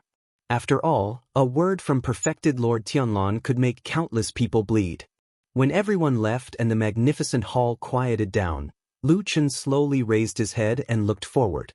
He saw the bald Perfected Lord's anger fade away. He frowned slightly and sat down casually on the ground in front of him. Dressed in a loose robe, he looked like a deity or Buddha. Perfected Lord Tianlong glanced at Lu Chen and waved his hand. "Come here." Lu Chen walked over quietly and sat down in front of him. Perfected Lord Tianlong snorted and asked, "Did you do it?" Lu Chen shook his head decisively and said firmly, "No." Perfected Lord Tianlong stared at him for a moment and his expression softened a little, but he still looked angry. He said, "Okay, then tell me, if you were the leader of Fuyunji and encountered such a thing, who do you think would have the most motive to kill Qinhe's wife and children?" Lu Chen frowned and looked at Perfected Lord Tianlong. He didn't speak immediately. Perfected Lord Tianlong said lightly, "Just say what I want you to say." Wasn't it always like this in the past? Or is it that now that you've officially become my disciple, you're feeling apprehensive and don't dare to speak your mind? Lu Chen was silent for a moment before he gently exhaled and nodded. All right. Perfected Lord Tianlong grinned. His expression seemed to have become much gentler, causing the quiet surroundings of the hall to no longer be so stiff and cold. He asked again in a calm voice, "Then tell me, if we don't talk about the evidence and only talk about the evidence, who is the most suspicious?" "Oh ma," Lu Chen said. The hall seemed to fall silent for a moment. Even with perfected Lord Tianlan's experience, he could not help but cast a sidelong glance at Lu Chen. There was a scrutinizing look in his eyes. After a while he said, "Ma Xiaoyun? You actually think it's him?" Lu Chen's expression was calm as he said, originally, he was eager to leave the immortal city and use the mission of going to the western continent to chase after the remnants of the devil cult to roam free for a while.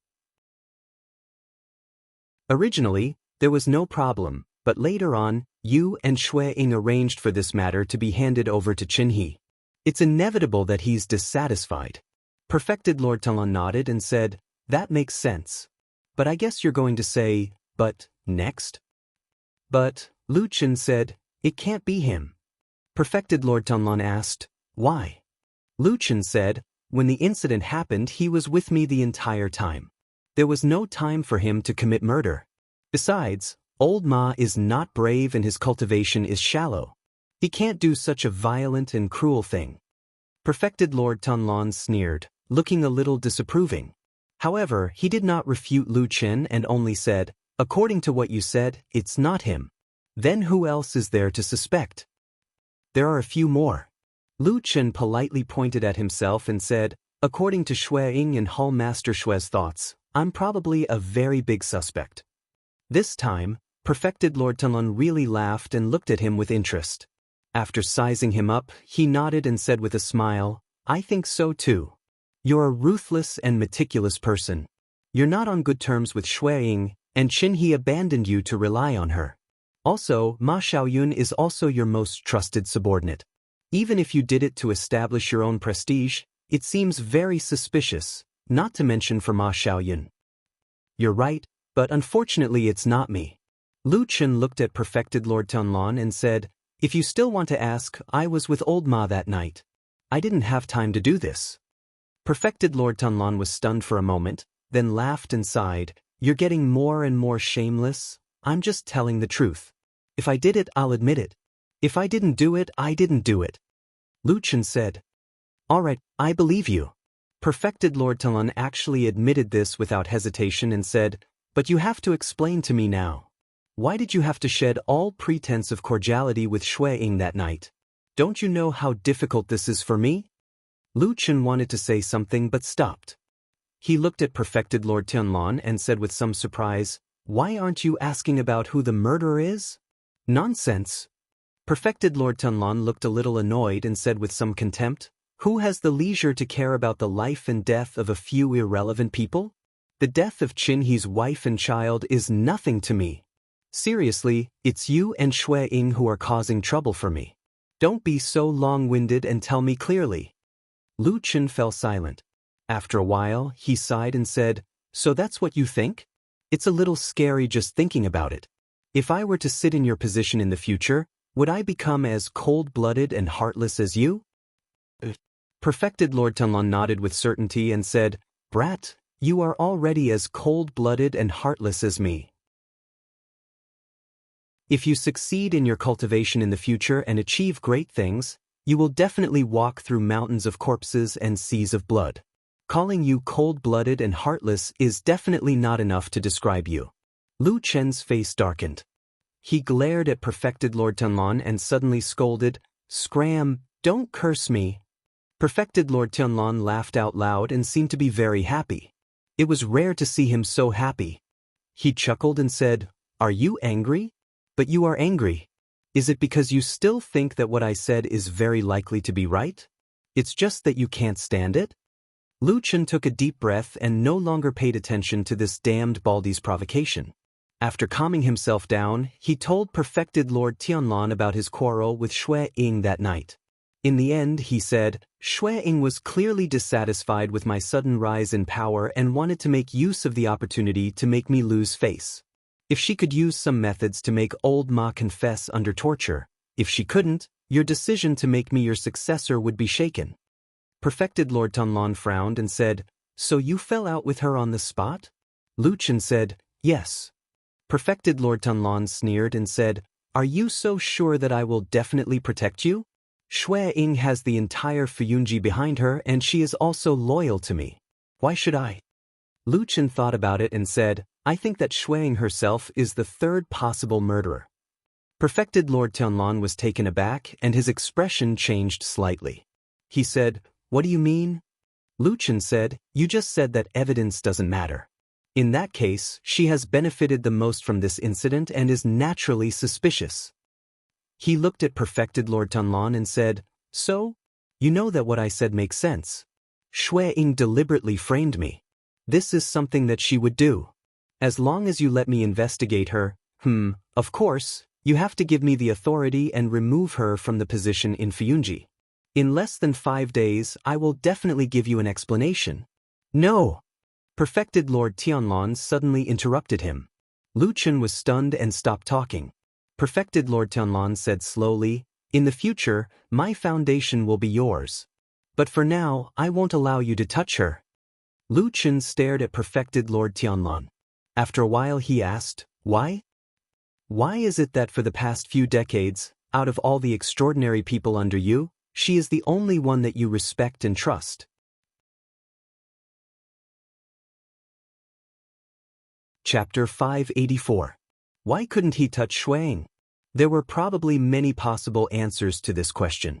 For example, most people could think that Shui Ying had followed Supreme Lord Tianlan for many years and had always been loyal to him. Or perhaps she had made great contributions and done countless things for Supreme Lord Tianlan. She had worked hard for him and built a solid foundation for his current foundation.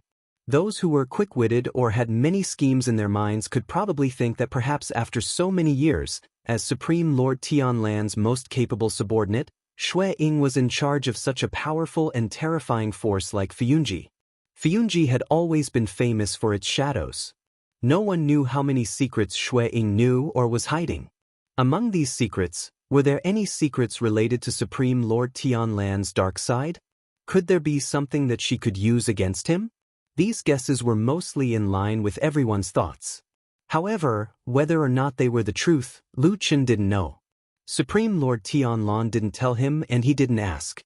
After Supreme Lord Tianlan clearly told him not to touch Shui Ying, he didn't say a word about this matter. However, at this point, there didn't seem to be anything else to say. Supreme Lord Tianlan knew what he wanted to know and Lu Chen also understood Supreme Lord Tianlan's attitude. The two of them each took what they needed. Therefore, not long after, Lu Chen stood up and bid farewell, leaving the grand hall of Kunlun. When he left, he even brought the door of the hall with him. Therefore, after a moment of light shone in, the hall returned to its somewhat gloomy and dim state. The only difference was that instead of the two people just now, Supreme Lord Tianlan's figure was now alone. He indeed seemed to have a somewhat lonely aura. Supreme Lord Tianlan stared in the direction of the door. After a while, he suddenly sighed softly. His sigh sounded a little melancholy. It wasn't loud, but it was exceptionally clear in this quiet hall. It was also at this moment that another voice suddenly rang out in this hall. It was deep and rich, like thunder rolling slowly in the dark clouds. "Your disciple is very good. Why are you sighing?" Supreme Lord Tianlan's expression didn't change, as if he was not surprised by the sudden appearance of this voice. However, he frowned slightly at its words and said, "It's rare that you would actually praise a mortal like him." As he spoke, Supreme Lord Tianlan reached into his bosom and took out a shining golden seal. It was the Kunlun seal that he had given to Lu Chen to go to the Western continent. The golden radiance of the Kunlun seal gradually brightened, emitting dazzling rays of light. Not long after, a screen of light was formed in front of true Lord Tianlan, reflecting his face with a hint of gold. Needless to say, his big bald head was even reflecting some golden light. Amidst the solemnity and majesty, he revealed a rare comical look. Of course, There were no outsiders here to see this scene. However, even if someone did see this scene, probably no one would dare to make fun of this person. The screen of light condensed in mid-air like a wall of water.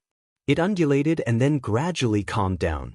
In the end, when the golden light quieted down, a black shadow appeared behind the light. Its appearance was blurry, but from the voice and the general outline of the shadow, it should be the black dragon that Lu Chen had seen in the depths of the sky and clouds in the forbidden area of Kunlun. Although the dragon behind the shadow seemed to be just an illusion, its disdainful aura seemed to be able to pass through the screen of light. When facing Supreme Lord Tianlan, it more or less restrained itself, but it still seemed to be a little condescending. It said indifferently, "That person is not bad. He's very much like you when you were young." Supreme Lord Tianlan raised his head and stared at the black dragon. After a moment of silence, he said, "You're right." The black dragon shook its huge head as if it was stretching its body. At the same time, it said to Supreme Lord Tianlan, "But he actually left just like that. I thought that at this point, he would make you support him even more openly." Supreme Lord Tianlan smiled and said, "He won't. Lu Qin is a smart person. Previously, he said a lot of things to me, including his argument with Shui Ying, but it was all nonsense. He had already obtained what he wanted to hear the most. That's why he left so decisively and didn't care about Shui Ying at all." "What is it?" the black dragon asked. Supreme Lord Tianlan said, "He wanted me to clearly tell him that this foundation will be passed on to him in the future." The black dragon snorted and seemed to be somewhat disdainful. "That's what you said, but did he dare to believe it?" It looked down at perfected Lord Tianlan and said with a hint of mockery, "I'm sure he doesn't know what you've done in the past. It's not that hard for you to go back on your word." Supreme Lord Tianlan didn't get angry at the black dragon's sharp words, nor did he try to deny it. He only pondered for a moment, then said, "He believes me." The black dragon laughed as if it had heard something funny. "Looks like this young man is as stupid as me. He's the second person in the world who dares to trust you so much." Supreme Lord Tianlan glanced at the black dragon and smiled. "Although you haven't lived a good life these years, even you can't deny that I've done what I promised you back then, right?" The black dragon sneered and looked a little mocking, but he didn't deny it. "Others might not know, but I know how you got your current position." "What? Don't tell me that you can say with a clear conscience that you'll completely keep your promise to that young man." Supreme Lord Tianlan fell silent. The mockery in the black dragon's eyes intensified. It shook its body and the golden light on the Kunlun seal shook for a moment, then gradually retracted. Its huge figure gradually became blurry, but its voice still came through the screen of light. "You don't have to pretend in front of me. That young man will just be another sacrifice for you in the future." As the deep voice gradually faded, the golden light disappeared completely and the Kunlun seal returned to normal, falling back into Supreme Lord Tianlan's hand. Supreme Lord Tianlan clenched and relaxed his hand, putting the seal back into his pocket. He sat on the spot for a while longer, then silently stood up, walked to the door of the hall and opened it. A gust of wind blew in from outside the hall. Supreme Lord Tianlan narrowed his eyes. He stood in the wind, his sleeves fluttering. After a long time, he suddenly smiled. There was a hint of profoundness and vicissitudes in his smile, as well as a hint of carefreeness and arrogance. With his hands behind his back, he looked at the world and said, "So what if I kept my promise to him?" Boom! Suddenly, there was a rumble in the sky. It seemed to be echoing in the sky, but it also seemed like the heavens were responding to his words. Surprised, Supreme Lord Tianlan raised his head to look. At the same time, the mortals in the world looked up and saw a sudden change in the sky. Rays of light crisscrossed, and not long after, a sea of blood came crashing down, covering the sky and covering the earth. Moreover, this time, it seemed to have pushed over at least 80% of the sky. The rare phenomenon of the Crimson Sea appeared once again. Chapter 585. The phenomenon of a sea of blood that suddenly appeared enveloped the sky above Mount Heavenly Dragon and even the entire enormous city once more.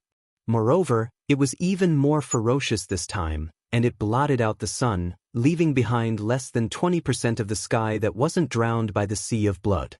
And no matter how one looked at it, the last bit of space seemed to be swallowed by the blood sea at any time. This was the human world, the place where the human race had lived and multiplied for countless years. From ancient times to the present, people had long been familiar with the days of working at sunrise and resting at sunset. They were also familiar with the world where the earth was beneath their feet and the sky above their heads.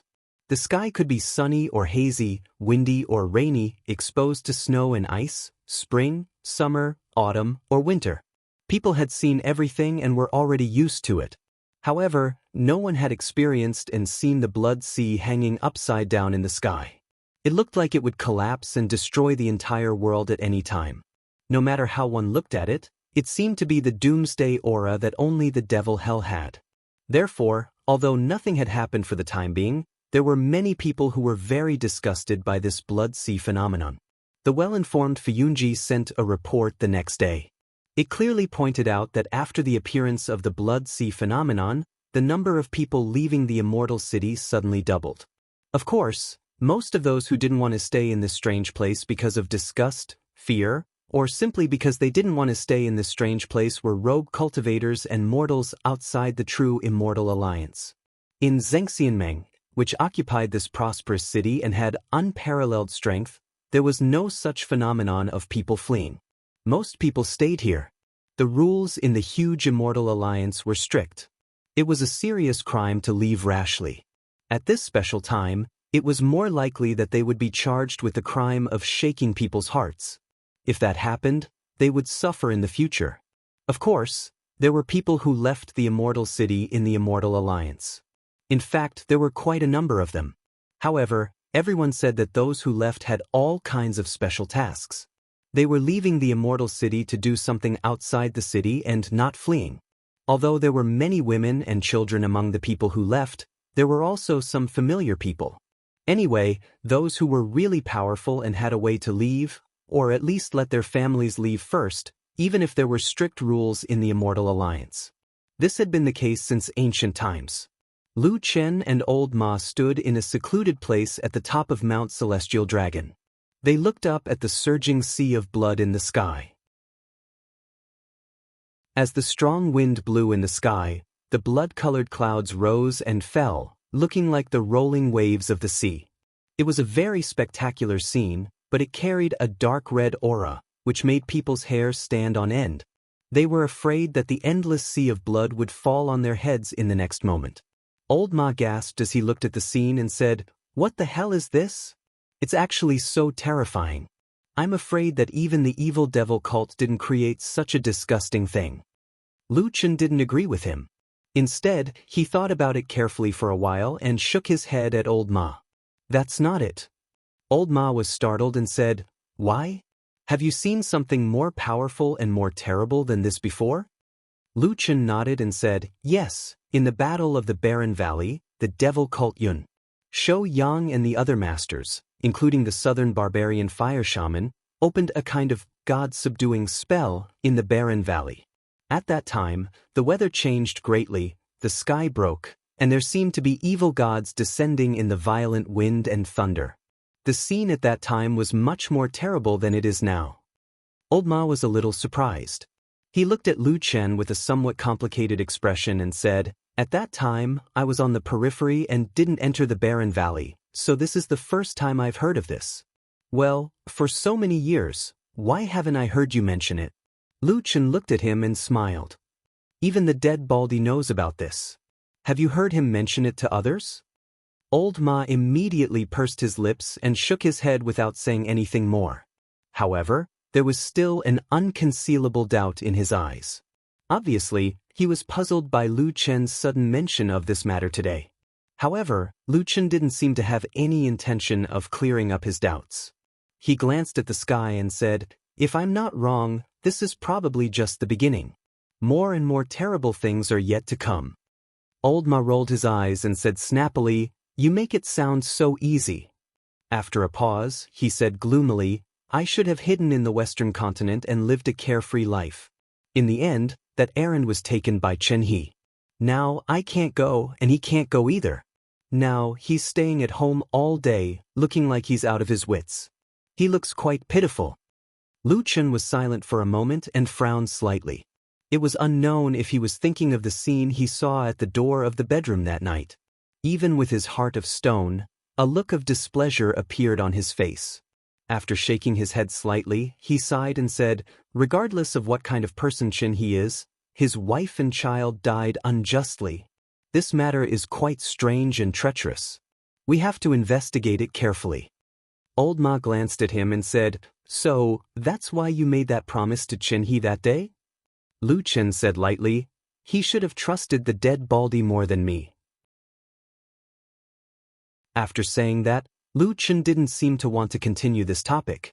He changed the topic and said, by the way, has White Lotus been looking for you recently? I feel like I haven't seen her for a while. Old Ma said, no, I haven't seen her recently either. When I just came back a few days ago, I saw that she was in a bad mood. She was a little depressed. Since then, she has been locking herself in Su Qingjuan's house and rarely comes out. Lu Chen was slightly surprised and said, this is rare. If it was in the past, she would have appeared long ago when such a big thing happened. Anyway, she has some friendship with us. Let's go and see her. Old Ma nodded and said, okay, she should still be living in Su Qingjuan's house. Let's go and see. After saying that, the two walked side by side in the direction of the house where Su Qingjun lived. Behind them, the blood clouds in the sky were rolling and the blood sea was surging. It seemed to be brewing to set off an even bigger wave. The blood sea phenomenon in the sky of the immortal city was overwhelming, but there didn't seem to be much change in the blood moon city below the immortal city. Even though the two looked very similar and were vaguely connected in countless ways, the blood moon city didn't seem to have changed much. What had changed in some details was that the mysterious aura that suppressed the cultivation of human cultivators in the blood moon city had become stronger recently. Ordinary cultivators who came here felt like they had entered hell. Their spiritual power was rolling in the opposite direction and it was very uncomfortable. So now, except for some necessary personnel, almost no one came to the blood moon city.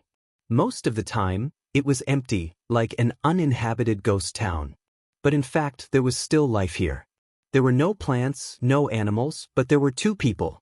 Under the dry well in the backyard of the mansion, White Lotus, who was tied up with a rope and unable to move, was pale and curled up into a ball. There was a trace of pain on her face. It seemed that she was suffering the suppression of the omnipresent power here. But other than that, for some reason, there seemed to be a trace of secret pleasure in the depths of her eyes. Because not far from her, on the other side of the dry well, there was a figure who was suffering 10 times or 100 times more. His body was lying on the ground, his hands tearing at his skin and flesh. The ground was dripping with blood.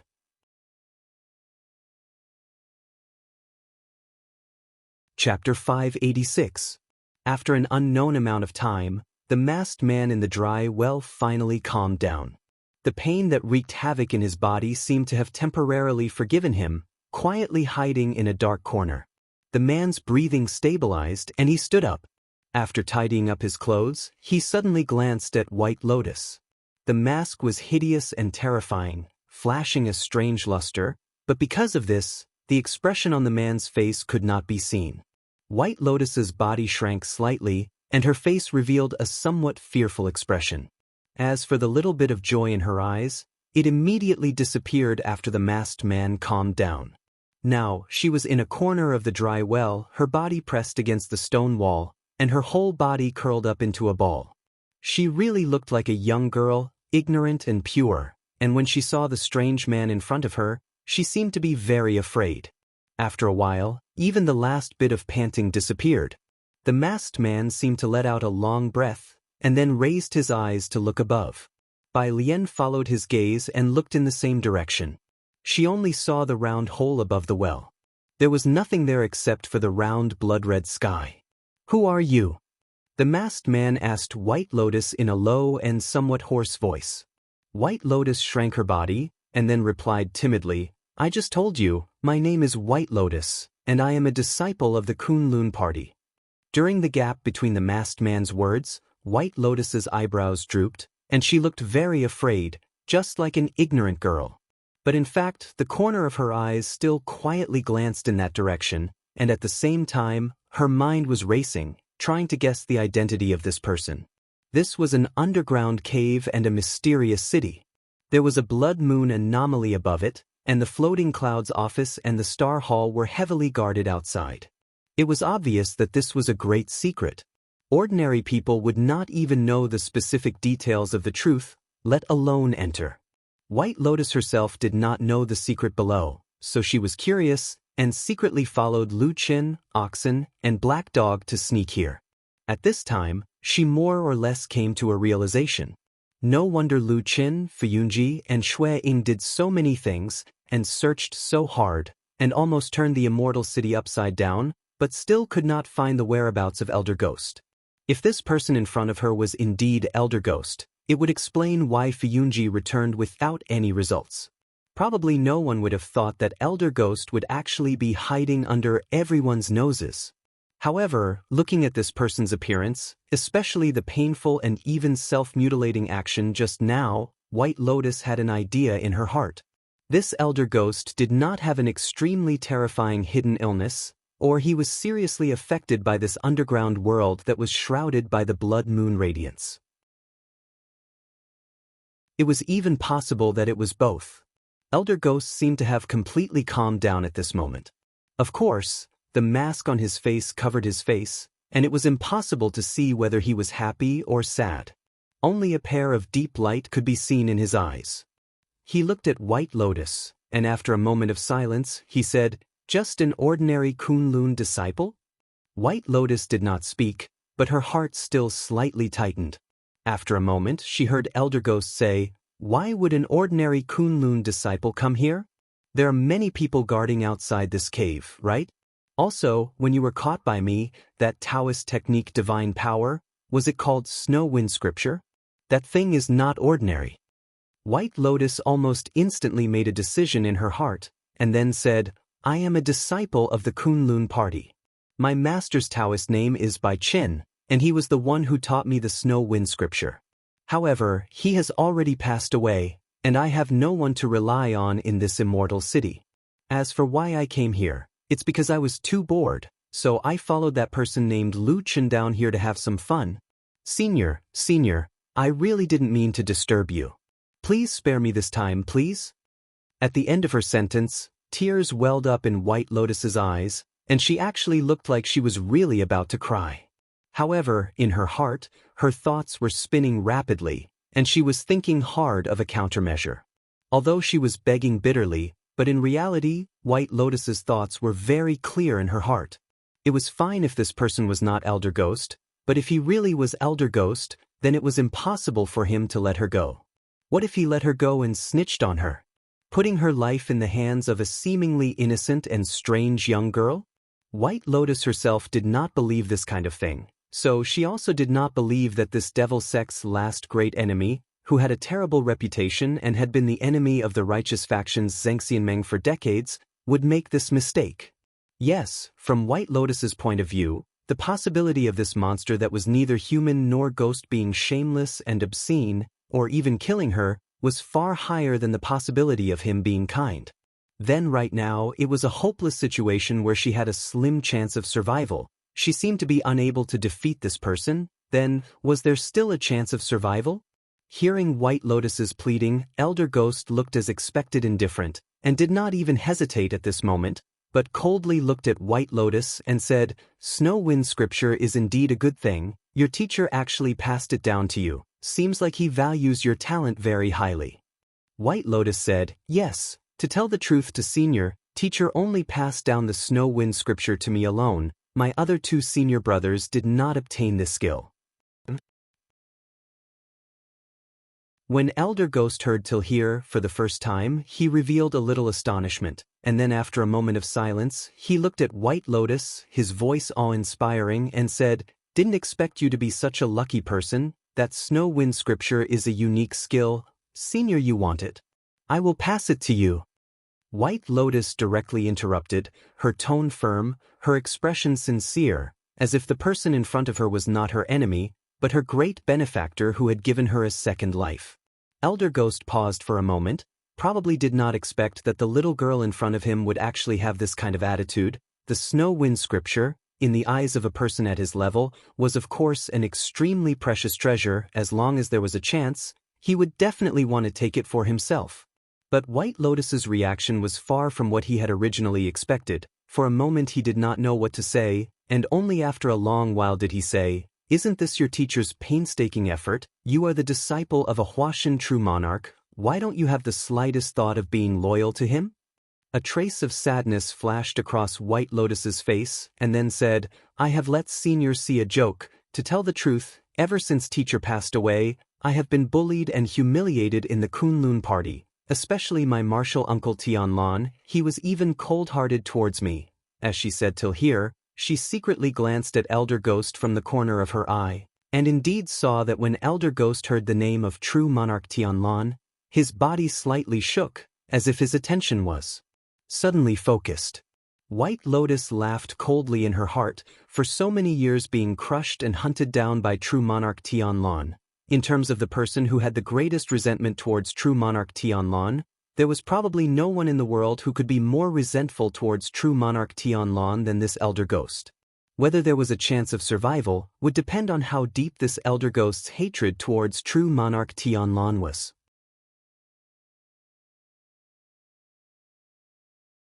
Chapter 587. It had been a few days since the murder of women and children happened on Mount Skydragon. This incident had a great impact. It was said that even a few demigod true monarchs were paying attention to it. After all, this incident happened on Mount Skydragon, in the heart of Zhengxianming. To some extent, it was equivalent to slapping the faces of all the people in Zhengxianming. Fortunately, the devil cult had basically been defeated, and it was difficult for them to stir up trouble again. In this bloody incident, no one found any clues related to the devil cult at the scene. Otherwise, it would probably cause another uproar. 10 years ago, no, at most 5 years ago, or even shorter, the only sect in the world that dared to do such a terrible thing to the core of the true Immortal Alliance's sphere of influence was the devil cult, the evil sect. And according to the usual practice, after the devil cult did such a thing, they must leave a trace to prove their identity. This was equivalent to announcing to Zhengxianmeng and even the whole world that this earth-shattering event was done by them. Therefore, this time the scene was so clean. In fact, it also proved that the devil cult seemed to have nothing to do with this incident. This also made many people in Fuyunji heave a sigh of relief. After all, if one were to talk about the motive of the murder, the number one suspect who hated Chen He and his family to the bone would probably be the devil cult. As for those enemies in Zhengxianmeng because of the conflict of interests, it was unlikely that they would do such a thing. But now that the truth was in front of them, Chen He and his family were killed, Zhengxianmeng's face was completely lost, Fuyunji and even true monarch Tianlan's faces were slapped. So many people, including the various forces in Zhengxianmeng and the big and small forces in the big immortal city, paid special attention to the movements of Fuyunji during this period of time. Was there any movement in Fuyunji? Of course there was. After such a big event, if there was no movement, then wouldn't they be no different from a stone man? From Shui Ying to the bottom of the Floating Clouds Division, the entire organization of the Floating Clouds Division seemed to have been mobilized. They started their investigation from the Heavenly Dragon Mountain and continued their pursuit. Their spies were everywhere, tracking down every single suspicious clue and suspicious person. As for whether or not this was of any use, outsiders had no idea. Everyone only knew that the terrifying murderer had yet to be caught. However, the Fuyun Agency's search efforts were getting stronger and stronger. The entire immortal city seemed to be restless because of them. It was just that the majority of people didn't dare to resist. After all, it was clear that the Fuyun Agency was truly anxious this time around. Regardless of whether it was the humiliation of being slapped in the face or the threat of the true monarch, who was at a higher level and had an awe-inspiring aura, they quickly turned into pressure on the people of the Floating Cloud Service. Regardless of whether that murderer was dead or alive, they had to find him. The whole immortal city was solemn. It seemed like even the prosperity of the past had lost its color. Perhaps under the pressure of such a strong force, the people had become cautious and cautious. Since he was very young, he was basically a very cautious person. His parents died when he was young, and he had a younger brother who was even more immature to take care of. Along the way, he had really suffered a lot. When he was young, it was to eat his fill. When he was older, he entered the Kunlun party to climb up. Everything was for a better life, so that he could be more at ease. Yes, he had never been at ease. In the depths of his heart, he always felt that he would always be the child who pulled his young and immature younger brother and stood helplessly and hopelessly on the streets. He had no sense of security. He had nothing. He always felt that everything in his hands could be lost at any time. Everything now was like a child's naive and exaggerated dream. When he woke up, everything was empty, and he returned to that terrifying, lonely, and hopeless world. He had never spoken of this feeling to anyone, including his younger brother, He-gang. Originally, everything seemed to be slowly getting better. He had become Dukan Jinren's disciple, his cultivation had advanced, his reputation had risen, and his future was limitless. Everything would get better. But later, so many things happened one after another. His younger brother died, and he didn't know who the real killer was. His master also died, and the real killer was himself. Some paths had been taken wrongly, and it turned out that there was really no turning back. Every night, when it was dark and silent, when he was alone, he would think about the past, wondering if there was a second path he could choose. However, there was no medicine for regret in this world, even if it seemed that the choice he made was completely wrong. Perfected Lord Tianlan was not someone he could trust at all. Even though he had done so many things for this perfected lord, betraying his master whom he was indebted to and betraying the first half of his life, he was perhaps as insignificant as an ant in perfected Lord Tianlan's eyes. He felt that he was about to lose everything. He was extremely afraid of this. Even if everyone in the world thought that he was strong and powerful, he knew that he was weak and timid inside. He could never let himself be in a situation where he had no one to rely on again. It was Tianlan who had betrayed him first. Everything he had done was just to let himself live better, or even just to survive. He did not believe that after Lu Qin became the master, he would still tolerate him. After all, he had personally thrown him into the Longchuan River. He even felt that with true Lord Tianlan's ruthlessness, in order to pave the way for his disciple, he would probably die a violent death before Lu Qin became the master. This must never happen. Therefore, when the sea of blood hung in the sky, he passed through the underground passage and came to the small building again. He told himself again that everything he had done was not wrong. It was Lu Qin who was wrong, Tianlan who was wrong, and the whole world who was wrong. However, he could not forget the bloody scene that night. The cries and screams in the dark still seemed to echo in his ears. He shook his head and looked at the door that appeared in front of him in a daze. Then he pushed the door open and walked in. Just like the last time he came here, this door looked like a very warm and gentle bedroom, as if a young girl was living her best years here. The beautiful figure was sitting in front of the dressing table. Hearing the sound, she turned around and saw it was him. She immediately smiled sweetly, like a beautiful spring flower blooming. Farther behind her, on the bed, on the edge of the soft red quilt, sat another old man. He had white hair and snow-white eyebrows. Although some age spots could be seen on the exposed skin on his face and hands, he was still intimidating and awe-inspiring. Although he was not as high and mighty as true Lord Tianlan, he also had a kind of insufferably powerful aura. He's eyes lit up and he quickly stepped forward. He first cupped his fists, but after a moment of hesitation he suddenly knelt down on both knees and kowtowed in front of the old man. The old man raised his white eyebrows and smiled. He said, why do you do this?" He lowered his head and said in a sincere tone, "Disciple, he has been fascinated by Lord True Lord for a long time. Seeing you today, I am even more convinced. All the things in the past were just because I didn't see a wise master.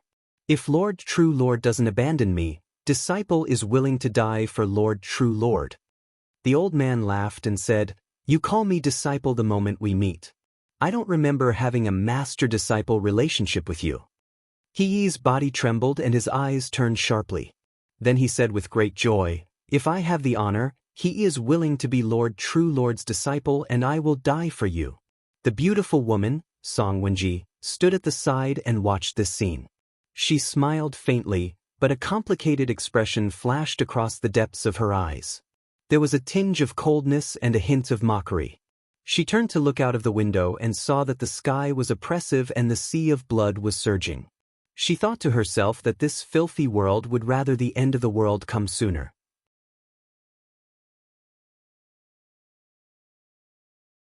Chapter 588. Lu Chen and Old Ma called outside the room where Su Qingjun used to live for a long time, but there was no movement in the room. The doors and windows were closed tightly. Looking at the situation, it was obvious that either the person in the room did not want to see them at all, or there was no one in the room at all. The two looked at each other, and their faces were a little ugly, because this was not the first time they came to find White Lotus but did not get any results. From their conversation that day, they remembered that they had not seen White Lotus for a long time. This was the third time they came here, but every time they came, the door was closed. If it happened once or twice, it could be said that it was a coincidence that White Lotus did not go out, but they did not see her 3 times in a row. Moreover, Lu Chen and Old Ma were both careful people, and they had secretly inquired before. These days, no one in Fuyunji had ever seen White Lotus.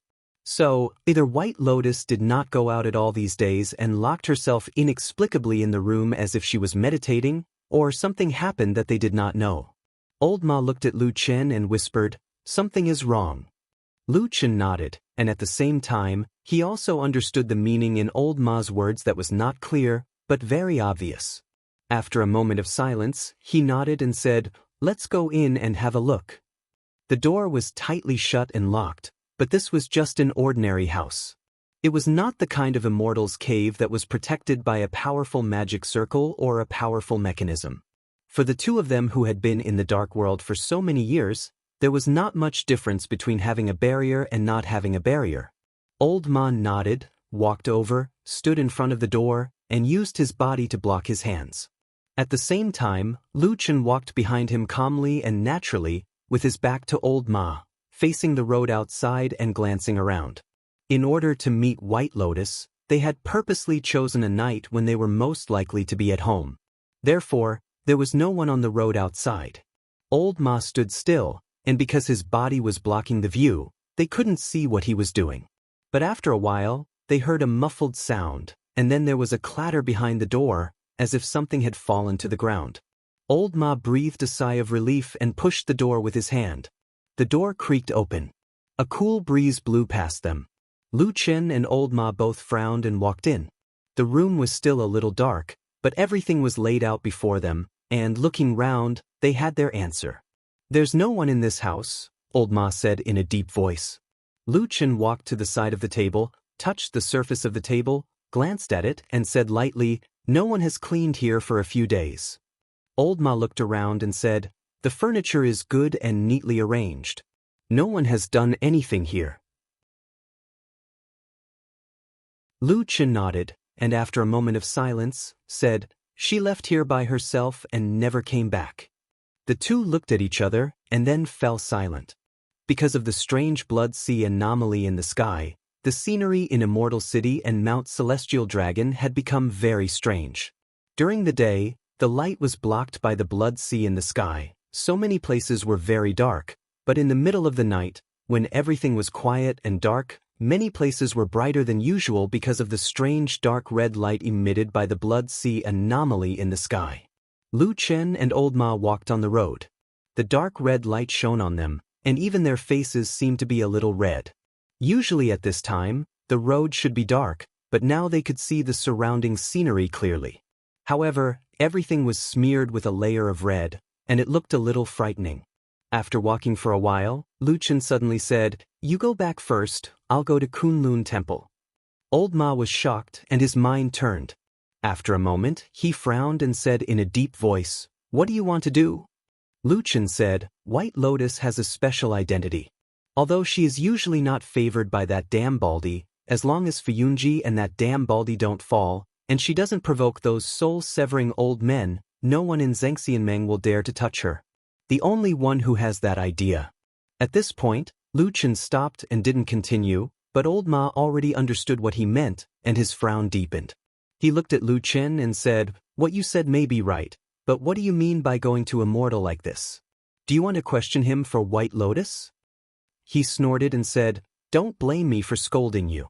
I can't see that you have such deep feelings for her." Lu Chen was silent for a moment, but he shook his head and said, "You're wrong. I don't think it was done by that damn Baldy. It's just that she is the person chosen by that damn Baldy, so I must go and confirm with him. If even that damn Baldy doesn't know something happened to White Lotus, then this matter must be carefully investigated." Old Ma was stunned for a moment, and then he nodded. It was true. White Lotus was the last disciple of Hakushin Jinkuan.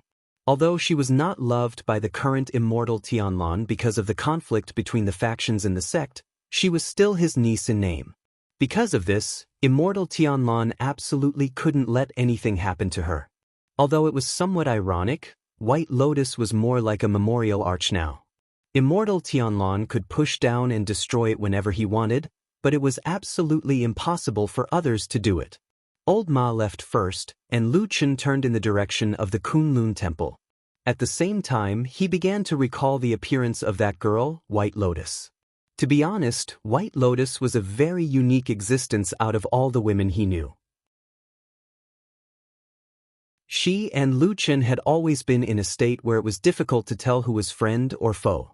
The relationship between the two of them was also very ambiguous. There were even a few times when they had fought, and they had dealt fatal blows. Of course, Lu Chen didn't have any romantic feelings for this beautiful but unusually fierce girl. At least, he didn't think about it in that way at all. But for some reason, after discovering the abnormality of White Lotus, he almost immediately decided to investigate it without thinking. What was the reason? Could it be that the girl was beautiful after all? Would someone born with a beautiful and exquisite face have such a huge advantage over an ugly person? Lu Chen couldn't help laughing in his heart and put these boring thoughts aside. He thought that he should still be indifferent to White Lotus. At least now he was not nervous at all. In this way, he walked to the front of the Kunlun Temple. After reporting, although it was late at night, the order of Immortal Tianlan quickly came out and asked him to go in. From this, it could be seen that Lu Chen indeed had a special position in Immortal Tianlan's heart. When Lu Chen walked to the Kunlun Temple, he saw Immortal Tianlan sitting in the hall thoughtfully. Although it was late at night, it seemed that this bald immortal was still not sleepy at all. Without beating around the bush, Lu Chen directly walked over and sat beside him. Then he said, "White Lotus is missing. I can't find her." The expression on Immortal Tianlan's face didn't seem to change. He just raised his head and glanced at him. Lu Chen took a deep breath and said, "Did you want to kill her?"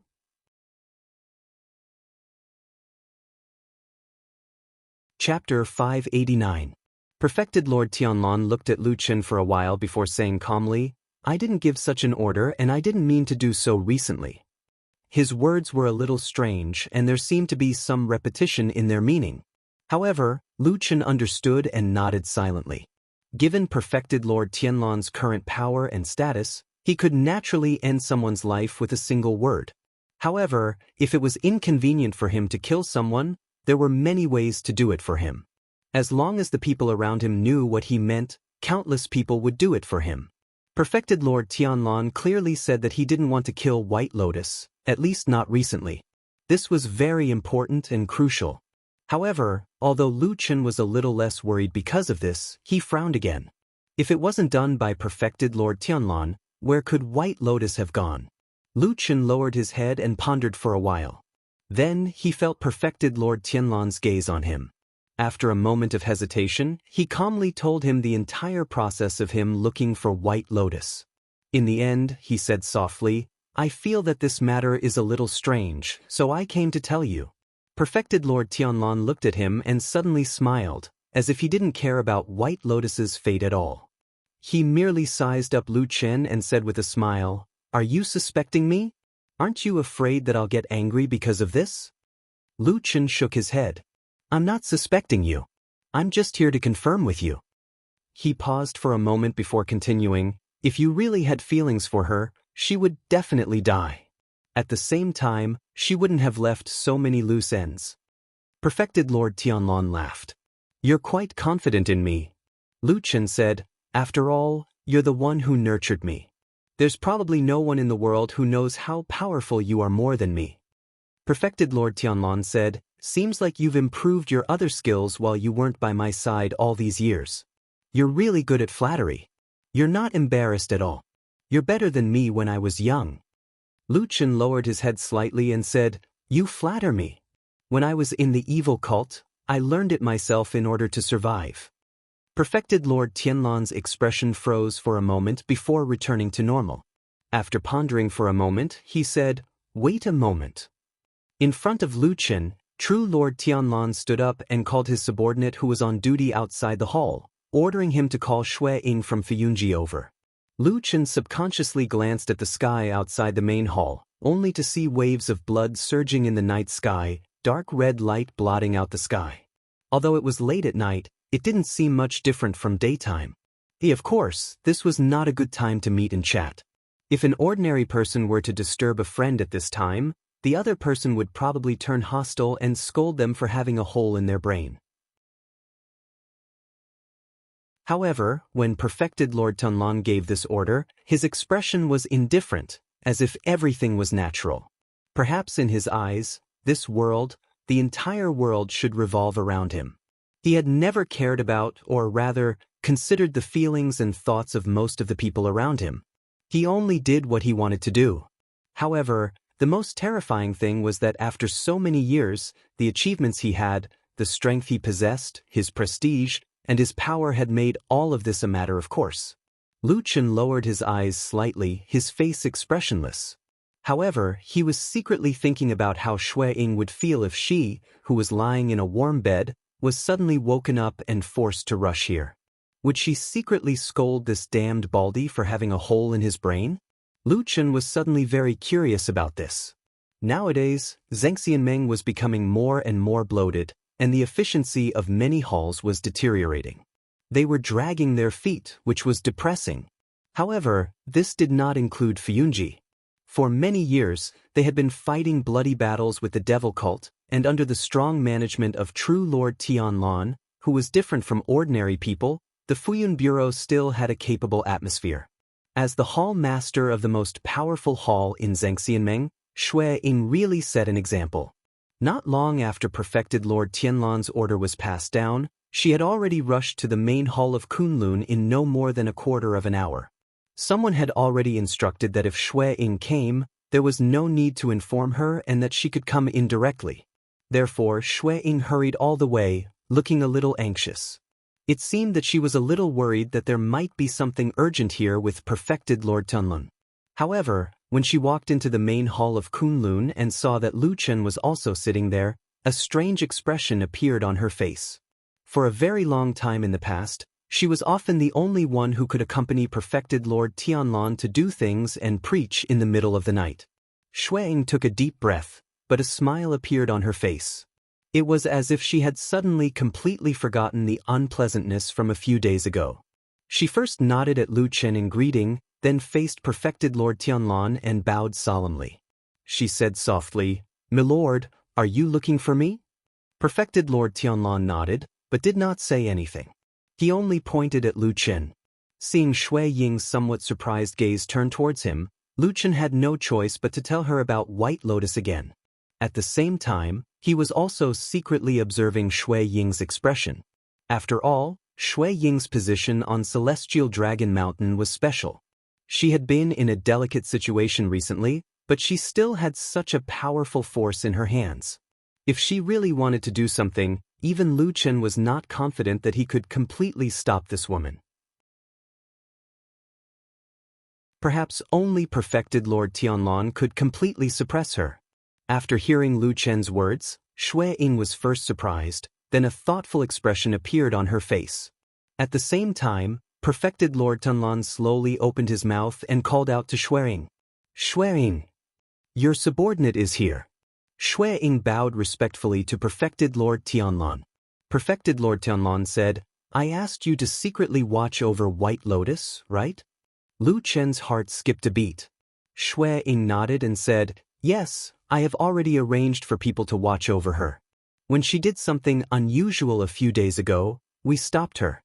However, ever since you agreed to let her go to the western continent's Kunlun mountain, she seemed to be much more well-behaved when she returned to the Immortal City. Furthermore, you only told me not to let her leave the Immortal City casually. You did not forbid her from leaving the Immortal City on normal days, so I have probably slacked off a little. They will only appear near the borders of the Immortal City. At other times, they are probably careless."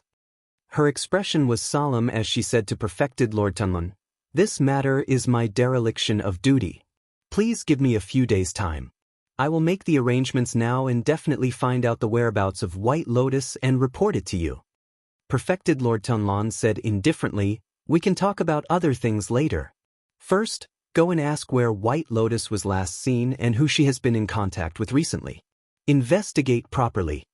Shui Ying nodded and said, "Yes." She then stood up and quickly left the hall.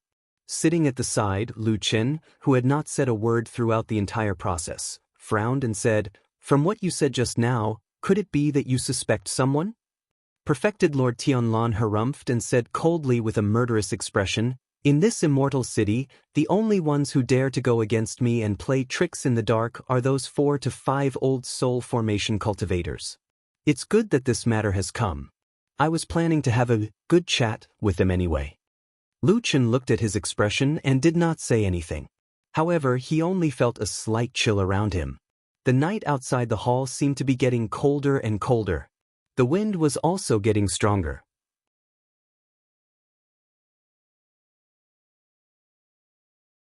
Chapter 590. At daybreak, Lu Chen walked down from Sky Dragon Mountain and strolled on the streets of the Immortal City. The strange and gloomy sea of blood phenomenon in the sky had already seriously affected the most bustling and largest city in the world. In the past, at this time, the Immortal City would have already started to bustle with people coming and going in an endless stream. But today, when Lu Chen walked on the streets, he found that the surroundings seemed a little cold and desolate. There were only a few people coming out from the streets. Some people had left, and some people stayed but were unwilling to go out. Even those who walked out of their houses looked heavy and depressed. After all, the terrifying sea of blood above their heads didn't look like a scene of doomsday no matter how they looked at it. How could anyone be happy about it? Lu Chen frowned slightly. He had thought of this scene before, but he did not expect it to be worse than what he had expected. Although the blood sea phenomenon was only a scenery floating in the sky and had never caused any substantial harm to the people in the Immortal City, the atmosphere was still unbearably oppressive. He did not even need to go to Fuyunji to know that the daily reports there must be more and more people leaving. At the far edge of the sky, about 20% of the sky was still bright. It was the original sky with a clear blue color and a few white clouds.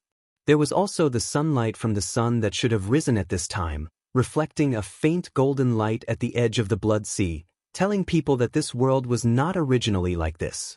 What would the future be like? No one knew. Lu Chen retracted his gaze and suddenly felt a little dispirited. He thought of White Lotus, whose whereabouts were unknown and whether she was alive or dead. He suddenly thought that perhaps leaving this city was also a good way to live. When he sensed this thought, he was also stunned. Although he had thought of escaping this place before, after Supreme Lord Tianlan came out and officially accepted him as a disciple, he announced to the world that he was going to hold a disciple acceptance ceremony and made it clear that this great foundation would be passed to him in the future. Lu Chen had long given up on this idea of escaping. His thoughts were all in this intense and violent power struggle to gain a firm foothold and fight for everything. He had never considered this bitter. Perhaps he was born a commoner. For the sake of power, for the sake of power, for the sake of strength, he could give up everything. He cursed that damned Baldy all day long, but perhaps in the depths of his heart, what he yearned for the most was to become that kind of person. But on this day, for some unknown reason, his will seemed to be slightly shaken.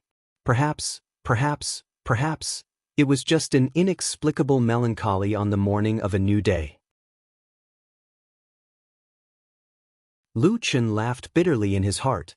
Just as he was about to leave, he suddenly saw a somewhat familiar figure walking over from the street in front of him. The other party also seemed to see him, and a trace of surprise appeared on his face as he stopped in his tracks. It was Song Wenji. On the street in the early morning, under the oppressive and gloomy sky, they met by chance on this cold and desolate street. Morning. Lu Chen was the first to speak. He nodded at Song Wenji politely but not politely, greeting her. Song Wenji also revealed a trace of a smile. In this oppressive and gloomy street, her appearance was still beautiful. Moreover, perhaps it was Lu Chen's misconception. Under her familiar charm, on this morning, Song Wenji's clear and bright eyes faintly carried a trace of strange innocence. Like a playful child, longing for the beautiful scenery outside the house, secretly running out of the house early in the morning, breathing in the fresh air, running to her heart's content on the small path between the mountains. Her skirt fluttered, the cool breeze swept past her smiling face and hair, leaving behind a clear and melodious laughter like a wind chime. That was an innocent child, that was a beautiful time.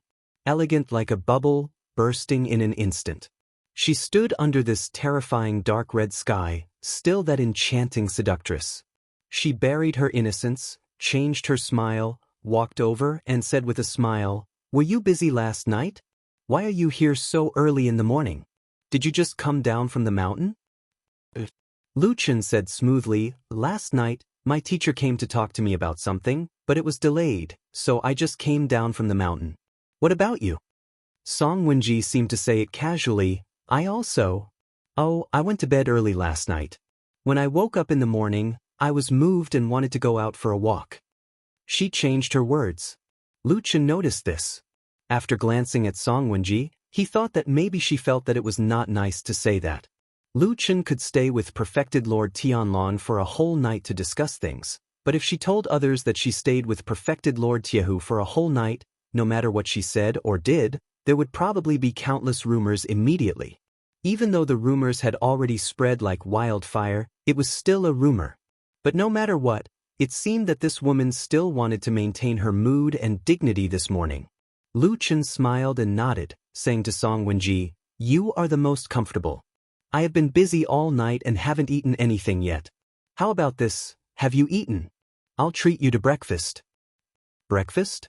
Song Wenji looked at Lu Chen with some surprise. For successful cultivators like them, the normal need for food had actually been reduced to a negligible level. Most of the time, they only had a taste for ordinary people's food. However, perhaps it was because Lu Chen's smile looked gentle, or because in the past few years, after the rumors about her and perfected Lord Tiehu spread, no other man dared to invite her out like this. Was it because he was the disciple of perfected Lord Tianlong? Her heart jumped a few times, then she suddenly revealed a smile. That little bit of pure joy was mixed with the beauty that could charm all living beings. She nodded heavily and said, "Okay." The Immortal City was a huge city with countless people. Although there were many cultivators, there were even more ordinary mortals living here. Because of Zheng Xianmeng's strong maintenance of order, cultivators and mortals were like two completely different classes, living peacefully in this city. To eat breakfast, of course, they had to go to a place where mortals lived. Lu Chen led Song Wenji through a few streets, came to a street where mortals lived, and turned into a very lively alley. Then, in front of them, was an extraordinarily lively stall. Along the alley, there were at least a few hundred people, either standing or sitting, eating breakfast here, talking and laughing, as if the smoke of the mortal world was blowing in their faces. "Let's do it here, what do you think?" Lu Chen smiled and turned back, saying to Song Wenji. However, the moment he turned back and saw Song Wenji, he was suddenly startled. He saw Song Wenji standing beside him, staring blankly at the alley in front of her. Her eyes were deep, as if she saw something that stirred up her emotions. She actually stood there motionless, as if she did not hear Lu Chen's words at all. Many years of time, at that moment, seemed to flow backward, gently flashing past her eyes. She had a happy and beautiful childhood. Holding that soft and warm hand, she ran here, pointed at the stall, and shouted with a smile, "Sister, let's eat there." "Miss Song?" Lu Chen's voice rang in her ears, awakening Song Wenji from her memories. Her body trembled slightly, and then she slightly lowered her head. After a moment, when she raised her head again, she revealed a smile and said to Lu Chen softly, "Come, I know a very delicious stall here, I'll take you there."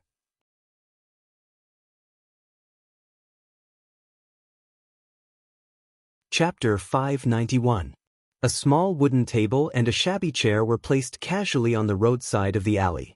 A canvas was propped above their heads.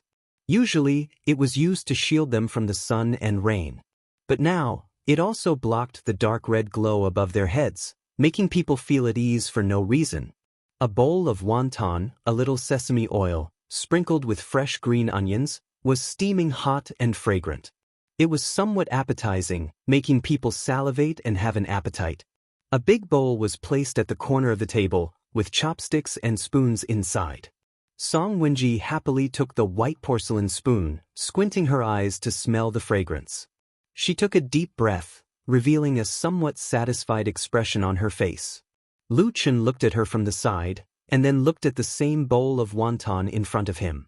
After a moment of hesitation, he also picked up the spoon and scooped a mouthful of soup, tasting the taste. Song Wenji was not in a hurry to eat, revealing a somewhat expectant expression. She looked at Lu Chen and said with a smile, "How is it? Is it delicious?" Saying this, she sighed again and said, "This is an old stall for many years. I ate here when I was a child. The taste is too delicious." Lu Chen looked at the bowl of wonton in front of him. A glimmer of light flashed in the depths of his eyes, and then he raised his eyes to look at Song Wenji. This woman, in Tianzhu Hall and even in Zhengxianmeng, with her identity as the adopted daughter of immortal Tiehu, could be said to be in the limelight of the younger generation. Even if she could not completely do as she pleased, but most of the time, she should be free to do whatever she wanted. She had been in Tianzhu Hall for a few years, but in these few years, listening to the meaning of her words, it seemed that she had never returned here to eat the food that she had always been thinking about. Was it because she had been too busy these years and had no time to come over, or was there another reason? And these words, which vaguely revealed some secrets, were heard by ordinary people, but for Lu Chen, it was very easy for him to detect the subtle inappropriateness of it. Logically speaking, Song Wenji should have known about Lu Chen's identity and the suspicious points in her words, but she still said it. What did that mean? Lu Chen was silent for a moment, but he didn't answer Song Wenji's question. Instead, he smiled at her and said, "Looks like you're in a good mood today. Did anything good happen recently?" "How could there be anything good? There should be a lot of bad things." Song Wenji sighed and scooped some soup with a spoon, but she didn't drink it. It seemed that she was afraid of the heat. She swirled the soup in the bowl twice and said, "Do you know what happened in the rain-listening building on the mountain a few days ago?" "Yes, I went there that night too. I watched from outside the building," Lu Chen said. Song Wenji glanced at him. For some reason, she seemed a little embarrassed. Her cheeks blushed slightly. At that moment, she was as tender and beautiful as a peach. She was a little shy and a little melancholy. She sighed and said, "I lost face. Did you see it that night? I was very embarrassed, wasn't I?" Lu Chen said seriously, "A little embarrassed, but when it comes to losing face, it's definitely not like that. That matter has nothing to do with you. It's all that perverted thief's evil deeds. He deserves to die 1,000 times, but you are innocent and implicated." Song Wenji's eyes flickered like sparkling gems. She didn't look like a little girl who was sad and tearful. She always looked beautiful and charming with a bit of heroic spirit and strength. It was rare to see her weak side. She looked thoughtful and said, "What you said makes sense. Unfortunately, the world is like this. When a woman is humiliated, even if she doesn't lose her chastity, there will be endless rumors." She looked at Lu Chen and asked, "In the past few days, have you heard those rumors about me?" Lu Chen was silent. He didn't know what to say for a moment. To be honest, he had indeed heard those rumors. In this cultivation world where men were respected, a beautiful woman with her clothes torn and tattered at night would naturally cause people's imaginations to run wild and imagine many things and scenes. When it came to these matters, Lu Chen sometimes felt that there was no difference between cultivators and mortals.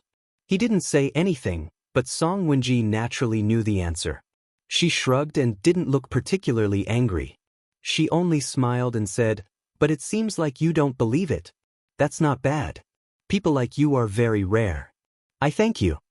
Lu Chen waved his hand and said, "If I really believed those nonsense, then I would be stupid." Song Wenji's bright eyes stared at him. The expression on her face seemed to be somewhat complicated. After a while, she suddenly opened her mouth and asked Lu Chen, "I heard that a long time ago, you were a shadow in Fuyunji?" Lu Chen's heart trembled slightly, but his expression didn't change. He nodded and said, "That's true." Song Wenji seemed to sigh and said, "To be able to go from a shadow that no one knows about to becoming the disciple of a true monarch in the Floating Clouds Bureau, your experiences can really be said to be legendary. I just had a bit of luck." Lu Chen said lightly. Then he looked at her and said with a smile, "Everything was fine. Why are you suddenly interested in my past?" Song Wenji didn't say anything. On this depressing and gloomy morning, in this bustling mortal street, they sat on a shabby table and chair in the middle of the crowd, like an ordinary husband and wife in the mortal world. They looked at each other with calm expressions. The people around them didn't seem to notice anything, using the smoke and fire to cover the faint fierceness in their eyes. What does it feel like to be a shadow? Song Wenji's white, jade-like fingers held the white porcelain spoon and spun it in the bowl of wonton in front of her. As the porcelain spoon gently touched the wall of the bowl, it made a crisp sound. The soup was no longer as hot as before, and there were wisps of white smoke curling up, making her face look a little blurry. Lu Chen thought to himself that she didn't seem to have eaten a single wonton until now. After a moment of silence, Lu Chen said, "Probably because I couldn't eat well or sleep well. I was afraid every day, and my heart was always on edge. I always felt that maybe in the next moment, I would be stabbed to death, or surrounded and captured by a group of people, and then tortured to death." Song Wenji's fingers paused for a moment. In the light white smoke, she raised her head and looked at Lu Chen. After a while, she said softly, "That didn't feel good, right?" "It didn't feel good, so I chose to stab someone to death with a knife," Lu Chen said with a slightly self-deprecating tone, and then he stretched out his palm and said with a self-deprecating smile, "Look, it's stained with blood." Suddenly, Song Wenji's hand came through the white smoke and held Lu Chen's hand. Lu Chen's expression froze, and he almost subconsciously shrank back. He didn't look at Song Wenji, but looked around himself. A fierce intent spread out around him in an instant, and then dissipated. "I didn't ask someone to ambush you here," Song Wenji said. "After all, you are the most beloved and only disciple of Supreme Tunlun. If something happens to you, no one can bear the wrath of that person, not even me. At that time, I'm afraid even my foster father can't protect me." Lu Chen smiled and said, "It seems that I still have a good backer." Song Wenji's eyes were slightly blurred. She looked at the palm in her hand. This man's skin was not delicate, and she felt rough and solid when she touched it. It was as if he was used to holding weapons, but for some reason, it didn't smell blood as she had imagined. "It's not easy to be a shadow," she said faintly. Lu Chen looked at her and didn't say anything. Then, as expected, she continued, with some emotion and some contempt, saying, "Unfortunately, some people are still racking their brains to do it." Lu Chen looked at her without blinking. The smile on his face slowly disappeared, and there was some coldness in his expression. Song Wenji didn't seem to care and let go of her hand. But Lu Chen suddenly turned over his palm and suddenly grabbed her slender, white, and soft palm. Song Wenji looked up at him. Her eyes were as clear as water.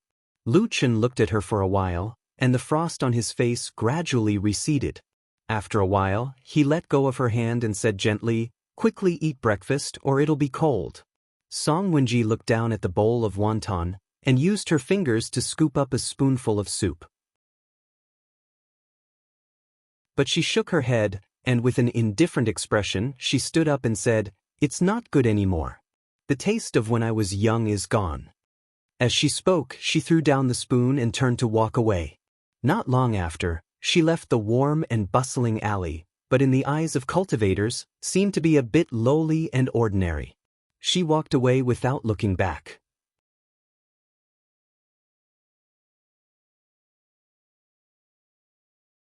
Chapter 592. Old Ma, who had a good night's sleep last night, was in good spirits today, and even his mood was better. Although his situation was not particularly good during this period of time, there were still some annoying things. For example, the way to leave the immortal city, which was a troublesome place, was inexplicably taken away by Chen He. But now that he thought about it, things were actually not too bad. Although the sea of blood in the sky above looked very scary, the legendary or imagined doomsday had not yet appeared. No one knew what the future would be like. Maybe it would be fine? And Chen He, who was proud of his success a few days ago, had his family destroyed overnight. This also made Old Ma secretly feel a little lucky.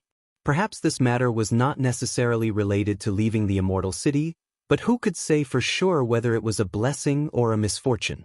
It was better to be content with what he had and do what he had to do now. Besides, Lu Chen's position in Supreme Tianlan's faction was obviously rising day by day. It seemed that his future was not too bad. With this self-comfort, Old Ma felt that life had suddenly become better, and his mood was also cheerful. Many years ago, when he and Lu Chen were still living in seclusion in the remote mountain village of Qingshitang village, he was already very familiar with this set of spiritual victory method. Thus, when he walked briskly up Celestial Dragon Mountain and found Lu Chen outside the main hall of the Floating Clouds department, Lu Chen stared at his cheerful and spirited appearance for a long time. Then he asked suspiciously, "Why are you so happy? Could it be that you have encountered some great news?" Old Ma chuckled and said, "What are you talking about? I'm in a good mood today, so can't I be happy?" Lu Chen raised his head to look at the gloomy and oppressive sky, and then turned to look at the austere and solemn Floating Clouds Bureau, as well as those people who always had solemn and grave expressions on their faces. He then said to Old Ma honestly, "Everyone on this mountain has a bitter expression on their faces. As long as you are the only one who is relaxed and happy, then everyone will find you an eyesore." Old Ma was taken aback. He quickly looked around and found that it was just as Lu Chen had said. After a moment of shock, he hurriedly pulled him aside and asked in a low voice, "Did something happen again?" "Actually, it's nothing big," Lu Chen said. "It's just that the damn Baldy was in a bad mood today. He ran out and quarreled with someone, which caused quite a commotion. He just came back." Old Ma's eyes widened. After a moment he gasped. What was Perfected Lord Tianlan's status? Even among Zhengxianmeng, who was almost invincible in the world of cultivation, he was now the number one in name and in reality. The number one person in Zhengxianmeng was, of course, the number one person in the entire cultivation world. Such a big shot went out to quarrel with someone today? And it caused quite a commotion? Old Ma was not stupid. Although Lu Chen's words did not make it clear, he could figure out that there were only a few people on Mount Tianlong who were qualified to quarrel with Perfected Lord Tianlan. As for other people, even if they were Yuanying Zhenren, in front of an angry Perfected Lord of Huashan realm, they were more likely to be sent flying with a slap, rather than quarreling with words without violence. Old Ma's original joy suddenly dissipated, but he was not too depressed. After all, it seemed that a fight between immortals would not involve a small figure like him. Instead, he was a little more curious. He pulled Lu Chen and asked, "Which Perfected Lord is it?" He paused, thought for a moment, and said, "I guess it's most likely Perfected Lord Tiehu." Perfected Lord Tiehu was old-fashioned and upright. In Zhengxianmeng, Perfected Lord Tianlan was not very pleasing to the eye. Everyone knew that there were conflicts between Tianhun Hall and Fuyunji from time to time.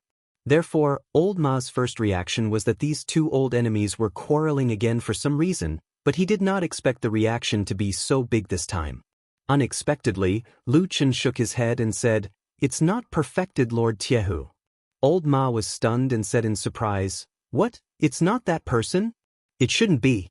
Could it be Perfected Lord Guanghua from Dezayuan? Is he jealous of Fuyunji's recent profits? It's unlikely for the others.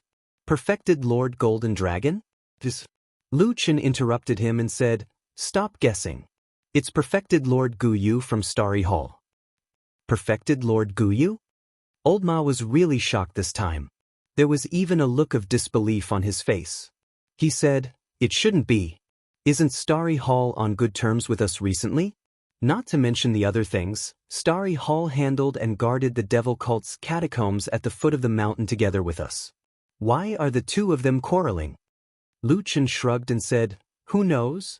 I heard that Perfected Lord Guyu punished a few of his trusted disciples. One of them was accused of being too close to Fiyunji. When the news came out, the damn Baldy flew into a rage. He ran to Perfected Lord Guyu and quarreled. He even said that your Starry Hall is not clean either. You're always stuffing nails and shadows into Fiyunji. Don't think that we don't know." Old Ma was speechless for a moment. Although what Lu Chen said sounded unbelievable, he really didn't dare to deny it. Because he knew in his heart that these words were very likely to be true. However, there seemed to be something strange about this matter. "Do you feel that there's something wrong with this matter?" Lu Chen pulled Old Ma and walked around the Floating Clouds Department's main hall towards the Kunlun Palace at the back. At the same time, he asked Old Ma in a low voice. Old Ma nodded very honestly. After a moment of silence, he said hesitantly, "Logically speaking, the two of them are of such high status. How could they, they shouldn't quarrel so easily." Lu Chen said faintly, "Because I just talked to the damn Baldy last night. He said that our Fiyunji may have been stuffed with many spies. Maybe there are people who betrayed us and took the initiative to collude with those outsiders. So, the damn Baldy seemed to be very angry early in the morning. When he heard the news from Starry Hall, he angrily went over and quarreled with them." Old Ma was a little stunned and said, "That's it." Lu Chen nodded and said, "That's it." But then he smiled and said thoughtfully, "But I always feel that he seemed to be doing it for someone to see. What do you think?" Old Ma was silent. These words, including some deeper speculations, could be said by Lu Chen at will, but he had some taboos. He looked at Lu Chen from the corner of his eyes. He saw that Lu Chen's face was solemn. He seemed to be thinking about something, but his eyes gradually brightened. Probably he is finally going to start.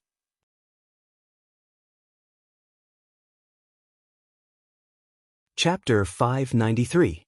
Everyone on Sky Dragon Mountain knew that the relationship between the 6 perfected cultivators of the divine transformation realm was a little subtle. The reason for this was very simple and easy to understand. They were all figures who stood at the peak of the cultivation world of the human race, and all other mountains were insignificant. Those who could ascend to this position were all peerless talents. Not to mention aptitude. In this regard, rare talent was only the most basic thing. It could even be said that at this level, precious qualities such as hard work, indomitable spirit, and unyielding perseverance were nothing. Instead, luck and opportunity became the key to the final separation between gods and mortals. Humans were not born to be fair. You have your opportunities, and I have my fate. In short, those who could become deity transformation stage perfected monarchs could almost be seen as divine rights bestowed by the heavens. They were favored by the heavens, so they were naturally proud and arrogant people. They were all great geniuses, all big shots with their eyes on the top of their heads, and all of them thought that they were the best in the world. Therefore, when they saw that there were actually people around them who were similar to them, they would naturally be a little displeased. Regarding this, even the most low-key and peaceful perfected cultivators of the divine transformation realm would probably have such thoughts. Therefore, although these perfected cultivators of the divine transformation realm in Zhengxianmeng were highly respected and powerful, they had always kept a certain distance from each other. And the occasional frictions and quarrels between them were like gossip that the people of Sky Dragon Mountain never got tired of, and had always been the topic of people's leisure time for many years.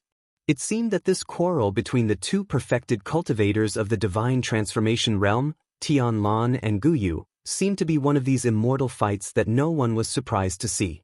Although perfected cultivator Tianlan seemed to have gone a little too far by going from his own territory to the Star Hall and quarreling with perfected cultivator Guyu, although no one really heard of it, and no one really felt that there were signs of a big fight or Tao or divine powers inside, the scene was still quite frightening. Perhaps it was because perfected Lord Tianlan was so powerful that he was bursting with ambition and could no longer tolerate being treated as an equal to others. In fact, he could no longer suppress his ambition and was about to take action? This conjecture immediately spread like wildfire after the quarrel between the two bigwigs. In a short time, it spread throughout the entire Sky Dragon Mountain. In the blink of an eye, it even overshadowed the drama of immortal Tiehu punishing the perverted thief in the rain-listening tower for the sake of his adopted daughter a few days ago, and became the focus of everyone's attention. In addition to the fact that both sides of the quarrel were frightening big shots like perfected gods of Huashan realm, there was another point that had secretly attracted many people's attention. According to the original view, perfected Lord Tianlan's Fuyunji was now well-deserved to be the #1 force in Zhengxianmeng, and the force closest to them seemed to be Starry Hall. But now, it seemed that perfected Lord Tianlan, who had always been arrogant and condescending, and was arrogant even among perfected lords of the divine transformation realm, had finally lost his rationality and could no longer tolerate anyone's disrespect towards him. So, he went to Starry Hall and scolded perfected Lord Guyu. It was said that perfected Lord Guyu was so angry that his face turned pale at that time, and had a big quarrel with the famous bald perfected Lord Tianlan. During the quarrel, he even disregarded his identity several times and sarcastically ridiculed perfected Lord Tianlan's shortcoming of not being able to grow hair on his head, further infuriating perfected Lord Tianlan. Of course, big shots at this level basically used their mouths and not their fists. Once they started fighting, it would basically cause a landslide. Wise people would not take it and people would not like it. After the incident, everyone in Starry Hall was half dead with anger. After all, everyone was a famous force in the world, and they really could not bear the humiliation when someone came to their door and slapped them in the face. But if that person was called Tianlan, forget it, they had to bear it even if they could not bear it. However, since then, the relationship between Starry Hall and Fuyunji instantly became like fire and water. Both sides were at daggers drawn, and there were many incidents of people quarreling and even fighting each other. It was a joyous occasion. Lu Chen was summoned by someone sent by perfected Lord Tianlan. When he walked to the entrance of Kunlun Hall, he happened to see Shui Ying also there. At the entrance of the hall, the two of them happened to meet. Lu Chen glanced at this woman and found that she seemed to be a little tired. He did not know if it was because she had been too busy recently and was under too much pressure. Thinking about it, it must have been hard on her. Originally, a large hall like Fuyunji already had a lot of affairs to deal with, but the big shot at the top did not stop worrying.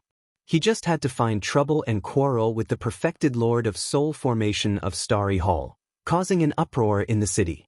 It was enough to give her a headache. Thinking of this, Lu Chen smiled slightly, but took half a step back and made a gesture of letting Shui Ying go first. Shui Ying was obviously startled and could not help but take another look at Lu Chen. Ever since the power struggle outside Qinhe's house, the relationship between the two had deteriorated rapidly. Unexpectedly, Lu Chen seemed to take a step back today. But no matter what, this was also a kind gesture. Shui Ying was not the kind of woman who put everything on the surface.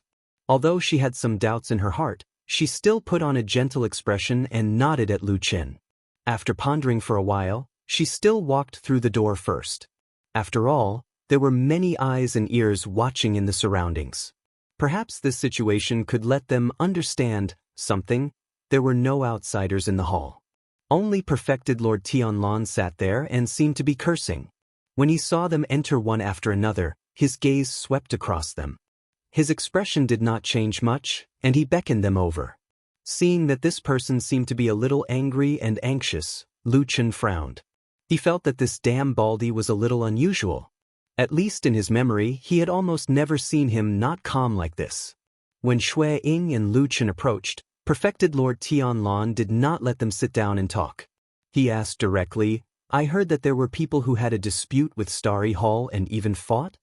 Shui Ying nodded and said, "Yes, there were 17 disputes between the two sects in the past few days. I have already dealt with 5 of the fights and detained the people who fought." Perfected Lord Tianlan snorted and said, Have you found out that it was them who started it first? Shui Ying hesitated for a moment and a trace of awkwardness flashed across her face.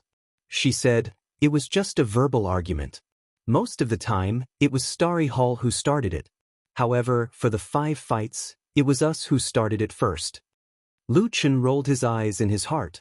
He thought to himself, the Floating Clouds Company's reputation for being domineering these days was indeed well-deserved. It was clearly his boss who had acted rudely, scolding others in their territory. In the end, he was still arrogantly bullying others. Perfected Lord Tianlong snorted again and said, "Who won and who lost the fights?" Shui Ying said, "Most of the time, it was our people who won." After a pause, she lowered her voice a little, but the 2 people around her could still hear her clearly. She said, "Most of the time, we have more people. More people bullying less people. This is no different from a street gangster," Lu Chen thought. At this moment, Perfected Lord Tianlong said angrily, "Well done, release the people you detained. That old fart Gu Yu dared to call me Baldy. This time, I must teach him a lesson."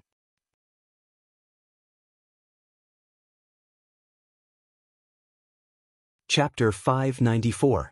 True Lord Tianlan's embarrassment turned into anger after being scolded bald, and then he flew into a rage and even vented his anger. This kind of behavior was very strange and incongruous when it happened to True Lord Tianlang. However, it was common knowledge that every big shot who had reached the level of divine transformation True Lord actually had the right to do as they pleased.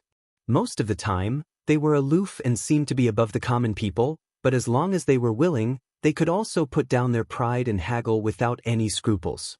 If the same thing happened to an ordinary person, it would be vulgar and shallow, but if True Lord Tianlong did it, Lord True Lord is indeed a man of character.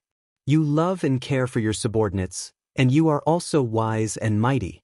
It is our great fortune to be able to serve you. Shui Ying revealed an excited expression and sincerely expressed her loyalty. At the side, Lu Chen couldn't help but stare at Shui Ying a few more times. The expression of surprise on his face clearly said, "I didn't think that a powerful and arrogant hall master like you would actually know how to flatter." Although Shui Ying's expression remained the same under Lu Chen's gaze, there was still a trace of unnaturalness in her eyes, as if she was a little embarrassed, but she quickly concealed it. True Lord Tianlong seemed to be very satisfied with Shui Ying's attitude. He nodded and said to her, "I trust you when you do things. Let's do as we said earlier and secretly make those people from Starry Hall suffer a little. But don't make things too big. Although I'm not afraid of trouble, I also want to avoid breaking that old man Gu Yu's tail and making him jump up and bite people." What he meant was that he was directly comparing that person from Starry Hall to a dog. In this world, there was probably only one person who could be so unscrupulous towards a divine transformation True Lord. Shui Ying and Lu Chen didn't dare to say anything. Shui Ying agreed and quickly retreated. Lu Chen watched her figure disappear through the door, then looked back at True Lord Tianlong and frowned. "She was just flattering you." True Lord Tianlang's expression had already relaxed. Hearing this, he casually spread his hands and said, "Yes, but that was her own action. I couldn't do anything about it." Couldn't do anything about it?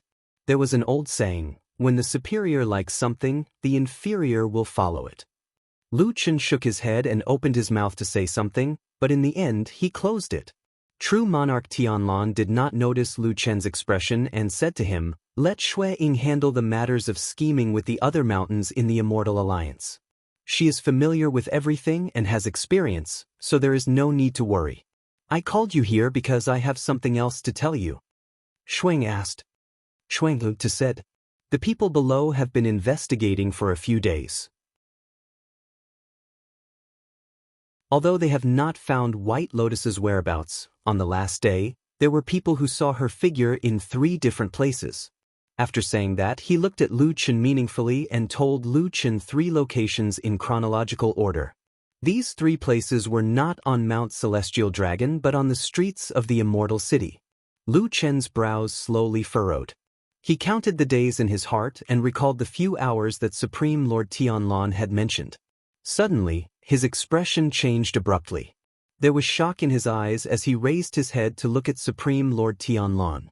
True Lord Tianlon smiled and said, "Looks like you've thought of it?" Lu Chen took a deep breath and said slowly, "Those 3 hours on that day, I happened to pass by those 3 places." After a pause, Lu Chen narrowed his eyes and said, "So she was secretly following me that day." Moo! A low cry came from the entrance of the main hall of Kunlun. Lu Chen looked in that direction and saw Oxen's huge body walking past the entrance of the main hall, followed by a black figure. It seemed to be Atsu. These days, Atsu would often come to play with Oxen. However, since Oxen was suddenly suppressed in the underground cave and suffered a great loss, Atsu's attitude towards Oxen seemed to have a subtle change. They no longer respected Oxen as they used to. They seemed to have realized that Oxen also had a weakness. But no matter what, Oxen was still powerful, so Atsu seemed to be willing to play the role of a follower until now. Lu Chen recalled that he seemed to have been brought into that underground cave by the green ox that day. His heart skipped a beat and he turned to look at Perfected Lord Tianlon again. Before he could speak, Perfected Lord Tianlon had already said, "Go. It seems that you have a clue. I don't care what you're going to do. In short, I want to see her if she's alive, and I want to see her corpse if she's dead." Lu Chen was silent. Then he nodded and turned to walk out. When he walked out of the door, he paused and then barked at Atsu, who was not far away. Atsu took a look at Oxen and quickly ran to him, wagging its tail at him, looking very friendly. Lu Chen said, "Accompany me to do something." Atsu barked. It looked like he agreed. Lu Chen glanced at Oxen, who was lying lazily on the side, and strode over. Seeing that the 2 most capable and powerful people under him had left, True Lord Tianlon sat on the spot for a while and slowly let out a long sigh. A hint of fatigue actually appeared on his face. As if affected by his sigh, a golden light suddenly lit up on his chest. A moment later, the Kunlun seal actually flew out of his clothes and floated in the air. True Lord Tianlon took a look at the Kunlun seal and frowned, but didn't say anything. He casually waved his sleeve in the direction of the door, and an invisible gust of wind blew past. Immediately, there was a series of snapping sounds, and the many doors and windows in the Kunlun Hall were all closed. You have to be careful too. There are eyes and ears everywhere on this mountain. What if someone sees something strange and becomes suspicious? Black Dragon's thunderous voice rang out in the golden light. There seemed to be a hint of mockery in it. "Didn't you say that this is the safest and most reliable place in the world? Why are you afraid of that?" True Lord Tianlon smiled bitterly and said somewhat helplessly, "Who can really be absolutely safe? Enough of this nonsense." Black Dragon's voice sounded a little impatient. "Let me ask you. This time, when the blood moon is at its peak, we will completely destroy the underground demon clan. This matter is simple and clear to begin with. Why are you stirring up trouble again and again here, giving rise to new problems and tormenting yourself endlessly? If something important is delayed, remember that I won't let you off." Faced with the Black Dragon's sudden threat, True Lord Tianlan's expression didn't change. With a composed expression, he said indifferently, "Don't worry, I will naturally do what I have to do. However, I think you don't mind taking advantage of this rare opportunity to do some trivial things while I'm at it?" The golden light flickered and the Black Dragon's panting could be heard from the depths of the light. At the very least, it sounded a little angry. However, for some reason, such a huge divine beast seemed to be somewhat fearful of True Lord Tianlon. After a while, the Black Dragon sneered and said, "You just have to control yourself. Otherwise, if you mess up something important, don't worry about me turning against you when the time comes." With that, the Black Dragon's voice disappeared. The golden light in the air faded and the Kunlun seal flew back to True Lord Tianlan's hand in a swaying manner. Perfected Lord Tianlan gripped the golden seal gently with a cold expression.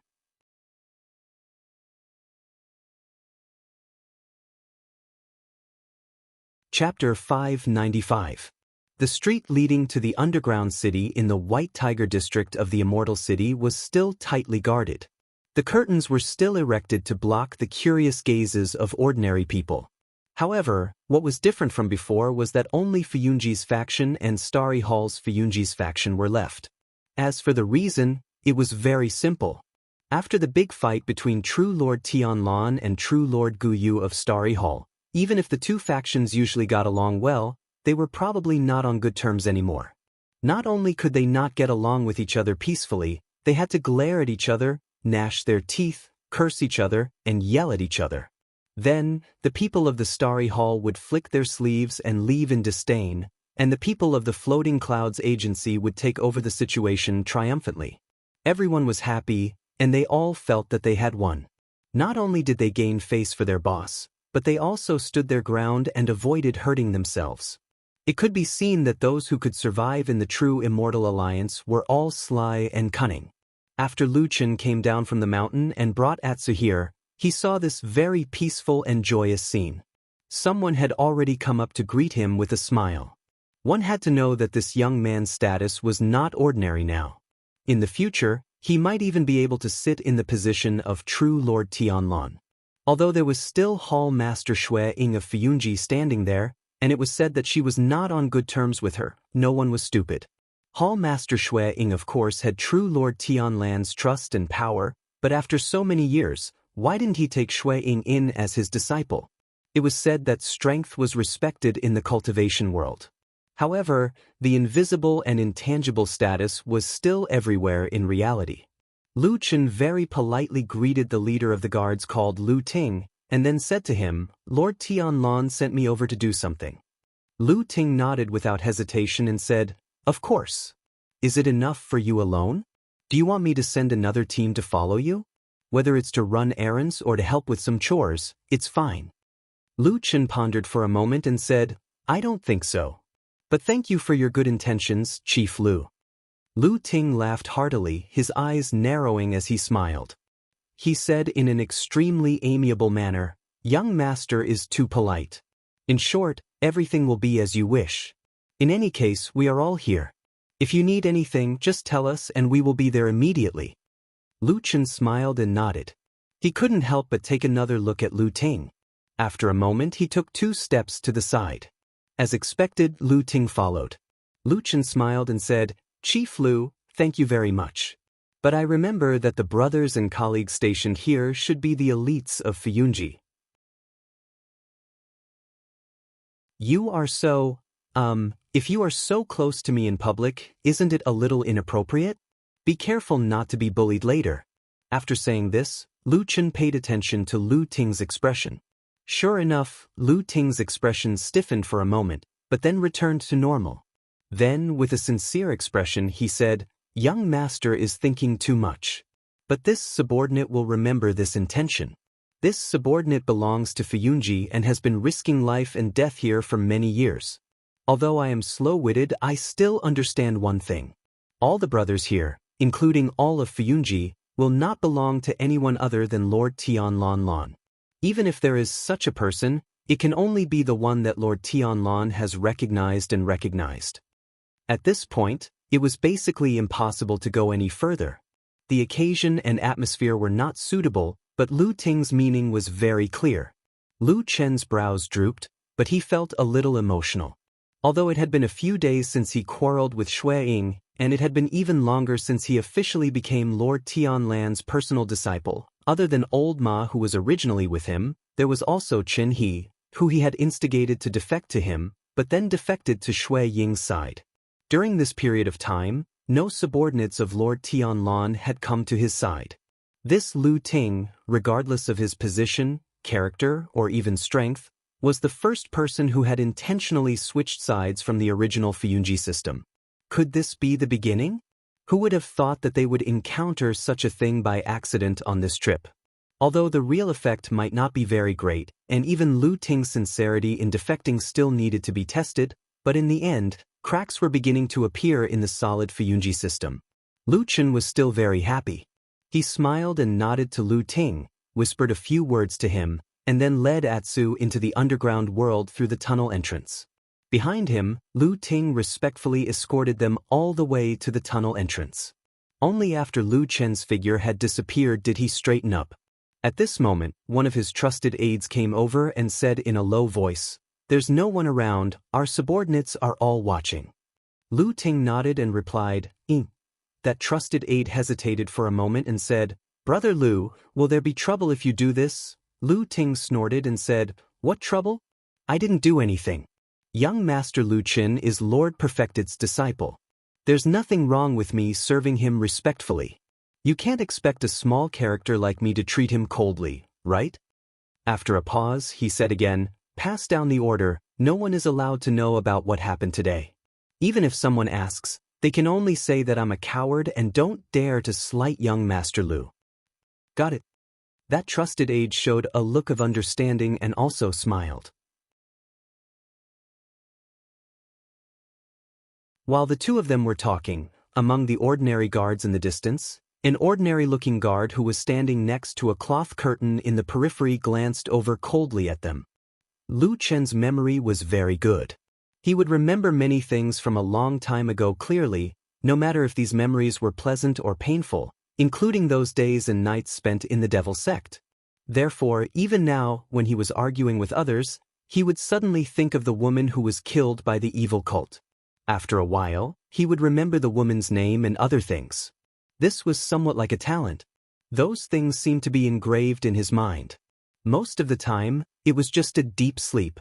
Lu Chen had long gotten used to this habit of his, even if most of the time, this kind of memory brought him more pain.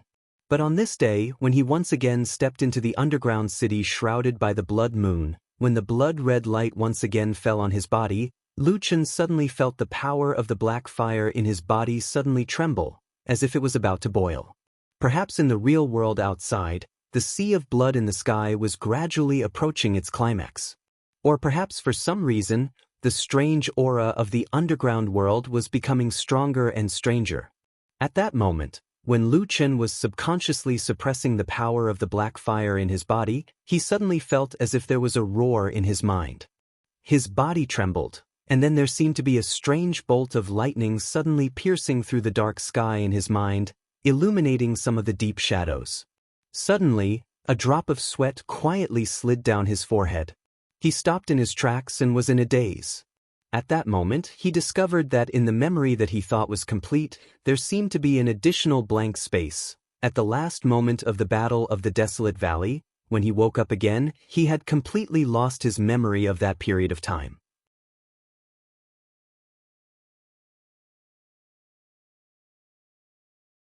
Chapter 596. In the main hall of the Heavenly Law Hall, it was solemn and dignified as usual, but because of the arrival of a distinguished guest, it added a bit of liveliness to the place.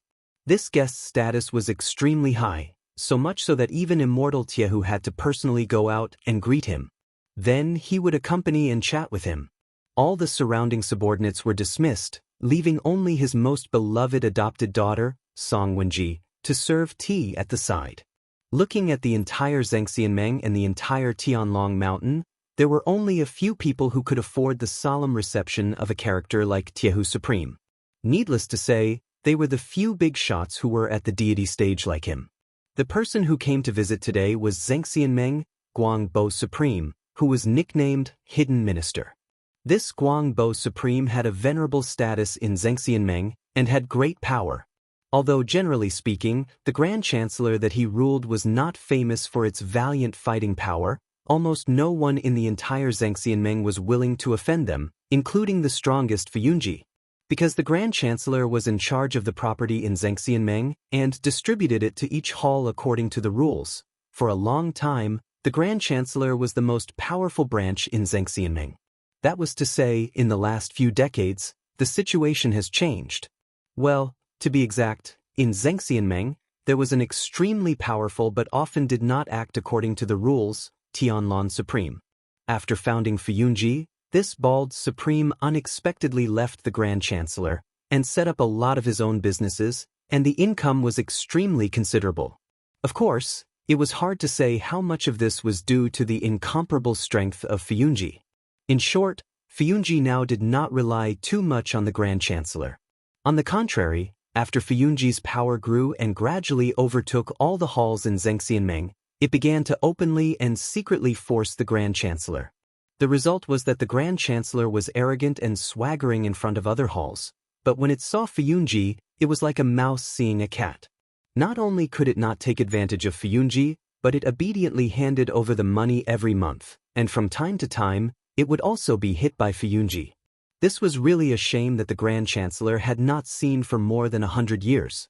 As the current leader of the Grand Chancellor, Supreme Guangbo was deeply annoyed, but when they faced Fuyunji, it was like a scholar meeting a soldier. There was really nothing they could do. Even though Supreme Guangbo himself was also a perfected lord of Huashan realm, the damn bald Tianlon was too strong. Although he always pretended to be brave and spoke in a tough tone, he knew in his heart that if he really fought with the damn bald Tianlon, the chance of winning would not exceed 50%. Brother Guangbo. A call awakened Supreme Guangbo from this unpleasant thought. He looked up and saw Supreme Tiehu sitting next to him looking at him with a smile. He said, "This is the best immortal tea that was served a few days ago. It is said to be a rare treasure in the world. To be honest, did you come here specially because you heard about this thing?" Supreme Guangbo laughed and said, "Brother Tiehu still knows me well." While talking and laughing, Song Wenji next to him leisurely walked over and carefully served the immortal tea. Supreme Guangbo glanced at her and was slightly startled. He saw that in the white smoke and the fragrance of the tea, this woman's face was charming and beautiful, but also seemed to have a trace of mystery, which was a kind of soul-stirring feeling. He slightly narrowed his eyes and then said to Supreme Tiehu with a smile, "I guess this must be your famous daughter, Song Wenji?" Song Wenji's cheeks slightly blushed. She took 2 steps back and returned to Supreme Tiehu's side. Supreme Tiehu looked at Song Wenji with affection and said casually, "She is a little girl, how can she be famous?" But speaking of this, he seemed to suddenly think of something. His expression suddenly darkened and he snorted, "It seems that you have also heard about the incident in the rain-tasting tower a few days ago?" Supreme Guangbo smiled and nodded, but in his heart he felt that this old man Tiehu really wanted to save his face. Everyone was on Mount Tianlong, and the incident was so big that even the blind and deaf people on the mountain would know about it. However, he certainly could not say so in order to save his face. After that, Supreme Guangbo said that the dead perverted thief deserved to die, and that Brother Tiehu is old but vigorous, eliminating evil for the people, was really not to be underestimated. Steel Pot Lord was originally very happy, but for some reason, when he heard the words old but vigorous, he suddenly felt a little suspicious and embarrassed. But when he carefully looked at Guangbo Lord, he found that this person's expression was calm and composed, as if he had no other intentions. Supreme Tiehu drank a mouthful of tea and calmly hid his thoughts. Then he said to Supreme Guangbo, "Brother Guangbo, you rarely come to my place, but you suddenly came here today. Perhaps, other than this immortal tea, do you have any advice?" Supreme Guangbo chuckled and nodded slightly, but did not speak immediately. His eyes just casually glanced at Song Wenji who was standing at the side. Song Wenji immediately felt his gaze and hesitated. She glanced at Supreme Tiehu and moved slightly, intending to leave. However, after being glanced at by her gentle eyes, Supreme Tiehu seemed to be unconcerned and smiled at Supreme Guangbo, saying, "Wenji is the person closest to me, and also the most reliable confidant. Nowadays, there are many important and secret matters that I have entrusted to her. You can speak freely." Supreme Guangbo frowned slightly, feeling a little unhappy. But he was after all a shrewd person, otherwise he would not have been able to maintain the Dezayuan so well under the pressure of the unusually strong Supreme Tianlon and Fuyunji. Therefore, after quickly weighing the pros and cons in his mind, Supreme Guangbo decided to ignore Song Wenji's existence. But before he spoke to Supreme Tiehu, he secretly glanced at the woman from the corner of his eye. He thought to himself, "This woman is indeed a natural foxy beauty. Tiehu is old and muddle-headed. I'm afraid that he will fall for her. To be honest, Brother Tiehu, I indeed have an important matter to discuss with you," Supreme Guangbo said. Supreme Guangbo saw that he was serious and did not seem to be joking, so he immediately became serious. At the same time, he faintly felt that it was not appropriate to let Song Wenji stay. After all, both he and Supreme Guangbo were deity transformation stage supreme. If there was an important matter, it would indeed involve a lot of people. It was better to keep it a secret if possible. However, since he had already said it, there was no reason to take it back. Therefore, after a moment of hesitation, Supreme Guangbo threw this thought to the back of his mind and said, "Brother Guangbo, please speak your mind." Supreme Guangbo said, "Recently, in the Immortal Allies, the people of Fuyunji have become more and more arrogant. They have bullied their fellow Taoists, imposed exorbitant taxes, and exploited the common people. Brother Tiehu must be aware of this, right?" Supreme Guangbo's spirit was lifted, but he did not show any excitement on his face. After a moment of silence, he said, "I have indeed heard of this." Song Wenji stood respectfully behind Supreme Guangbo, looking down and motionless, as if she did not exist here at all. Supreme Guangbo raised his voice slightly and said with some melancholy, "Tianlun, that bastard, does all these evil things all day long. It's really hateful. The day before yesterday he was so domineering that he went directly to the Star Hall to bully Guyu. Brother Tiehu, you are the master of Heavenly Law Hall. The rules of the Immortal Allies should be maintained by you." Supreme Guangbo slightly raised his eyebrows, but he was suddenly furious. "You old man Guangbo, you don't dare to fight against that lunatic Tianlun, so you come to instigate me to fight against him? Do you think I'm old and senile? Do you think I'm a fool?" Supreme Guangbo smiled coldly, and his smile was full of coldness.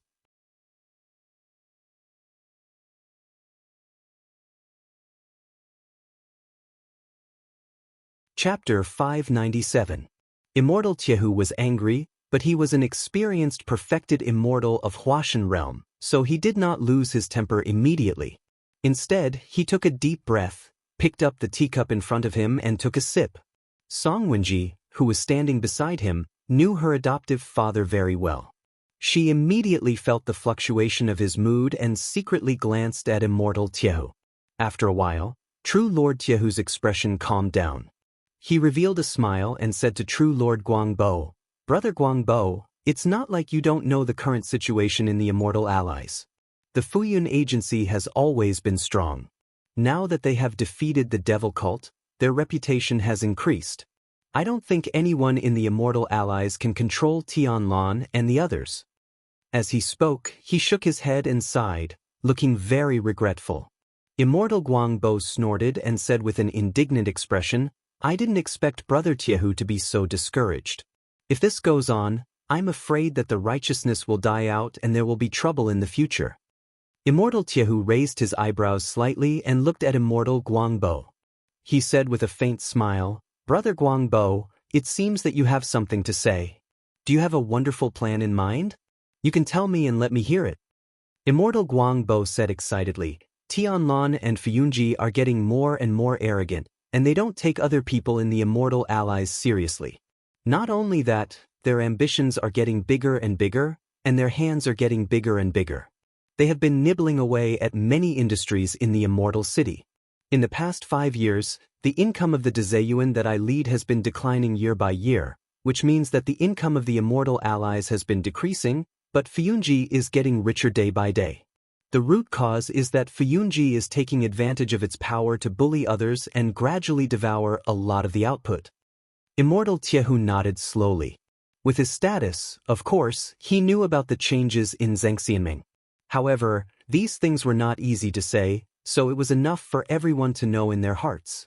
Because if one really wanted to be calculative, the 6 perfected lords of Zhengxianmeng and their forces, apart from perfected Lord Guanghua, all had their own businesses and income in private. It was just a matter of how much they earned. Otherwise, if everyone only waited for a little income from the great slaughterhouse every year, not to mention not having enough to eat and starve, wouldn't they have to depend on Immortal Guangbo for everything? At that time, Immortal Guanghua would replace Tianlun and become a thorn in everyone's side. As for Immortal Guangbo, there was no need for him to have any private property. His Dzeyuan was in charge of Zhengxianmeng's wealth. There were too many opportunities for him to get involved. There was no need for him to do these things. That does make some sense. I've been dissatisfied with this injustice for a long time. However, Fuyunji is powerful now, what can we do? Immortal Tiehu said to Immortal Guangbo seriously. Immortal Guangbo leaned forward slightly and said in a low voice, I see that Tianlan has wild ambitions and is arrogant. Now that he has made a great contribution, if we don't restrain him, I'm afraid he will become the second devil cult in the future. Even though Immortal Tiehu had always been at odds with perfected Lord Tianlan, after hearing Immortal Guangbo's words, his expression changed slightly. He said in a low voice, "Brother Guangbo, don't say such things." Immortal Guangbo didn't care at all. He looked at Immortal Tiehu and said, "Brother Tiehu, you've always understood the ways of the world. You should know that what I said is true." Immortal Tiehu lowered his eyes and said after a while, "If that's the case, what do you have to do?" Immortal Guangbo said, "For the sake of the world, you and I should join hands to do something so that justice can be reborn and righteousness can be restored. What do you think?" Immortal Tiehu was silent for a while and said, "This is a big matter. Let me think about it." "Are you kidding me? Such a big matter can be decided with just a few words from you, Immortal Guangbo?" Immortal Tiehu was very clear that although his subordinates from Heavenly Law Hall were not as valiant as Fuyunji's troops, their combat power was still very high in Zhengxianming. It wouldn't be an exaggeration to say that they were second only to Fuyunji. But what about Immortal Guangbo's Great Chancellery? That group of corrupt cultivators, from Immortal Guangbo to the ordinary cultivators of the Great Chancellery, lived a life of extreme luxury. They enjoyed their lives, but in terms of combat power, other than Immortal Guangbo, who was the leader of the deity transformation stage perfected lords, the others were simply a burden. The battle between the factions could not be settled by just a few deity transformation stage perfected lords. It would be very tiring to rely on these 2 or 3 people, let alone other things. Driving the tiger to swallow the wolf? Immortal Tiehu sneered in his heart, but on the surface, he also showed a hint of disapproval. Immortal Guangbo saw this. Although he was a little unhappy, he knew that his great chancellery had always given others an impression, so he could only swallow his anger. But since he had specially made this trip, it was impossible for him to be so simple and shallow. Otherwise, he wouldn't have been in charge of the great chancellery for so many years without falling. He smiled faintly and revealed a mysterious expression as he said, "I understand Brother Taihu's worries. However, if I have a backup plan that can at least ensure that we have a 70% chance of winning against the Floating Clouds Company, what do you think?" Immortal Tiehu and Song Wenji, who had been standing beside him and listening in silence, heard this, and their expressions changed at the same time. What backup plan could have such a big advantage against Immortal Tianlan's faction, which could almost be regarded as the #1 faction in the world? Song Wenji's gaze changed, and her chest rose and fell slightly. She looked a little nervous. Immortal Tiehu also stared at Immortal Guangbo for a long time, and then said in a deep voice, "Is there such a thing? Brother Guangbo, please teach me." Immortal Guangbo met Immortal Tiehu's questioning gaze and said lightly, "No matter how strong Tianlan and Fuyunji are, they can't be more than 50% stronger than our Zhengxianming. In my opinion, they only account for 40% at most. If the rest of us—" Immortal Tiehu instantly understood what he meant and frowned. "Have you looked for other people?" Immortal Guangbo smiled and said, "Guyu was humiliated by Tianlan a few days ago. He is old and has never suffered such humiliation. Yesterday, he quietly came to me. After that, he looked serious and said, 'If Brother Tiehu agrees, we can secretly form an alliance. At least 3 factions have a big advantage against Fuyunji. I will privately contact Golden Dragon and Flowing Cloud. They must be dissatisfied with Tianlan's arrogance. When they see that we are powerful, how can we not take action together?'" Immortal Tiehu's thoughts turned quickly, and after a while, he nodded and said, "Brother Guangbo's words do make sense. This matter concerns the common people in the world and justice. As the leaders of the righteous, we should rise up. This matter should be carried out quickly."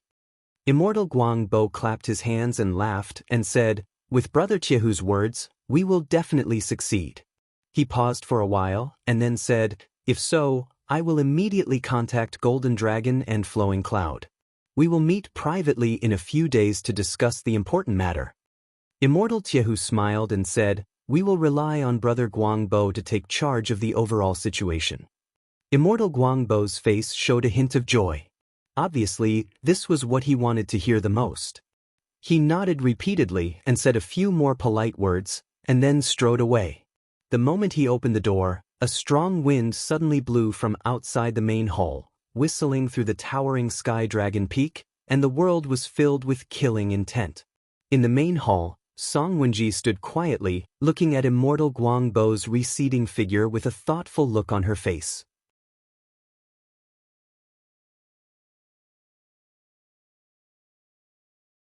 Chapter 598. Lu Chen stood where he was, motionless for a long time. His surroundings were silent. There was no one in this underground cavern to begin with, only a red light. Behind him, the guards of the Floating Clouds Agency would definitely not come down without an order. So for a while, it was so quiet that it seemed like there was no life in this place, if there was no Atsu. Atsu was originally following behind Lu Chen. When Lu Chen suddenly stopped, it also stopped. At first, it did not notice Lu Chen's strange behavior. It just stood there casually, and at the same time, it looked at the city in the distance that was bathed in the strange dark red light of the blood moon. The light of the blood moon also fell on Atsu, who was standing next to Lu Chen. However, Atsu did not seem to have any reaction, at least it was not obvious at all. After waiting for a while, Atsu finally felt that something was wrong. It walked in front of Lu Chen and looked up at him.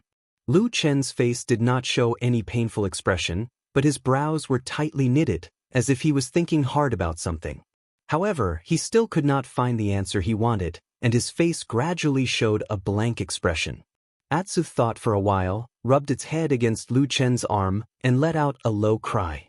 Lu Chen's body trembled. From the countless complicated memories of the past that were like a maze, it seemed like a sudden clap of thunder had suddenly sounded in the sky, and it also seemed like a bolt of lightning had suddenly torn the darkness of the long night, illuminating the world in the shadow for a moment.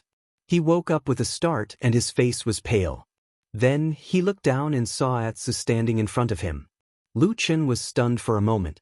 Suddenly, his chest rose and fell, and he looked a little excited. He took a few deep breaths, then walked up to Atsu, gently hugged its neck, and held it in his arms. Atsu was a little stunned. It did not know what happened to Lu Chen, but after so many years, it had already experienced countless life and death situations with Lu Chen.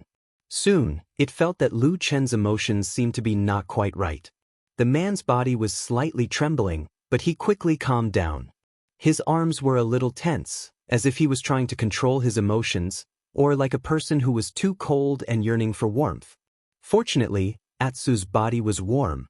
Its body temperature warmed Lu Chen's chest, and his slightly cold blood flowed again. Atsu stood there quietly. Occasionally it would whimper, but it didn't make any move to break free. It just stayed by Lu Chen's side, using its body heat to warm him up. It even rubbed his face gently, trying to comfort him. This was the first time in many years that this black dog saw Lu Chen show such a weak moment. After an unknown amount of time, Lu Chen's body and emotions had calmed down. When he raised his head from Atsu again, the weak look had disappeared. He had once again become the strong and calm man who seemed to be wearing a thick layer of hard armor. "I'm fine." Lu Chen patted Atsu's head and said softly. Atsu tilted its head slightly and looked at Lu Chen, as if it did not quite believe him. Lu Chen sighed. He did not intend to explain in detail to a dog. After a moment of silence, he turned around and walked back the way he came, which was the passage. Atsu was a little surprised. They had just come down to the underground cave, and they had just walked to the edge. They had not even gotten close to the underground city, and now they were leaving? Lu Chen's face was expressionless. Perhaps he was in a bad mood. He was really not in the mood to search for White Lotus's whereabouts in this large, empty, hell-like city below. Moreover, even if he went to look for her, he might not be able to find her. However, after he took a few steps, Atsu barked twice behind him. It sounded a little strange, and there was a hint of dissatisfaction in it. It seemed like even a dog had its own pride. Atsu was a little dissatisfied after being dragged along for a walk for nothing. Lu Chen sighed, but he also knew that his behavior was strange. He turned around with a wry smile and said to Atsu, Atsu, I have encountered a problem now. It's quite troublesome. White Lotus, when he was trying to explain to Atsu, when the two words White Lotus came out of his mouth, White Lotus's figure naturally flashed across his mind, and he thought of White Lotus's appearance. His voice suddenly stopped, and he suddenly frowned. In his memory, that beautiful girl seemed to always be a two-faced person. On one side, she was a vicious and ruthless girl with bloody hands, and on the other side, she was a beautiful and refined gentle girl. It was just that at this moment, the two completely different appearances of that girl seemed to suddenly merge into one, becoming a new and familiar person. And that face seemed to vaguely overlap with a distant and blurry face in the deepest part of his memory. White Lotus, Lu Chen murmured again, and he even shook his head, as if he wanted to get rid of the strange emotions and thoughts in his mind. But his voice finally stopped again, and this time, he completely fell into silence. Atsu was a little confused by Lu Chen. It felt that it had followed Lu Chen for so many years, but it had never seen Lu Chen acting so strange like today. Its eyes rolled a few times, and then it looked up at the high ceiling of the grotto, where the blood moon was shrouded in dark red light. It felt that Lu Chen had been harmed by the blood moon. Was he bewitched? Had he lost his mind? Had he become stupid? Atsu suddenly became a little angry, and it roared at the blood moon in the sky.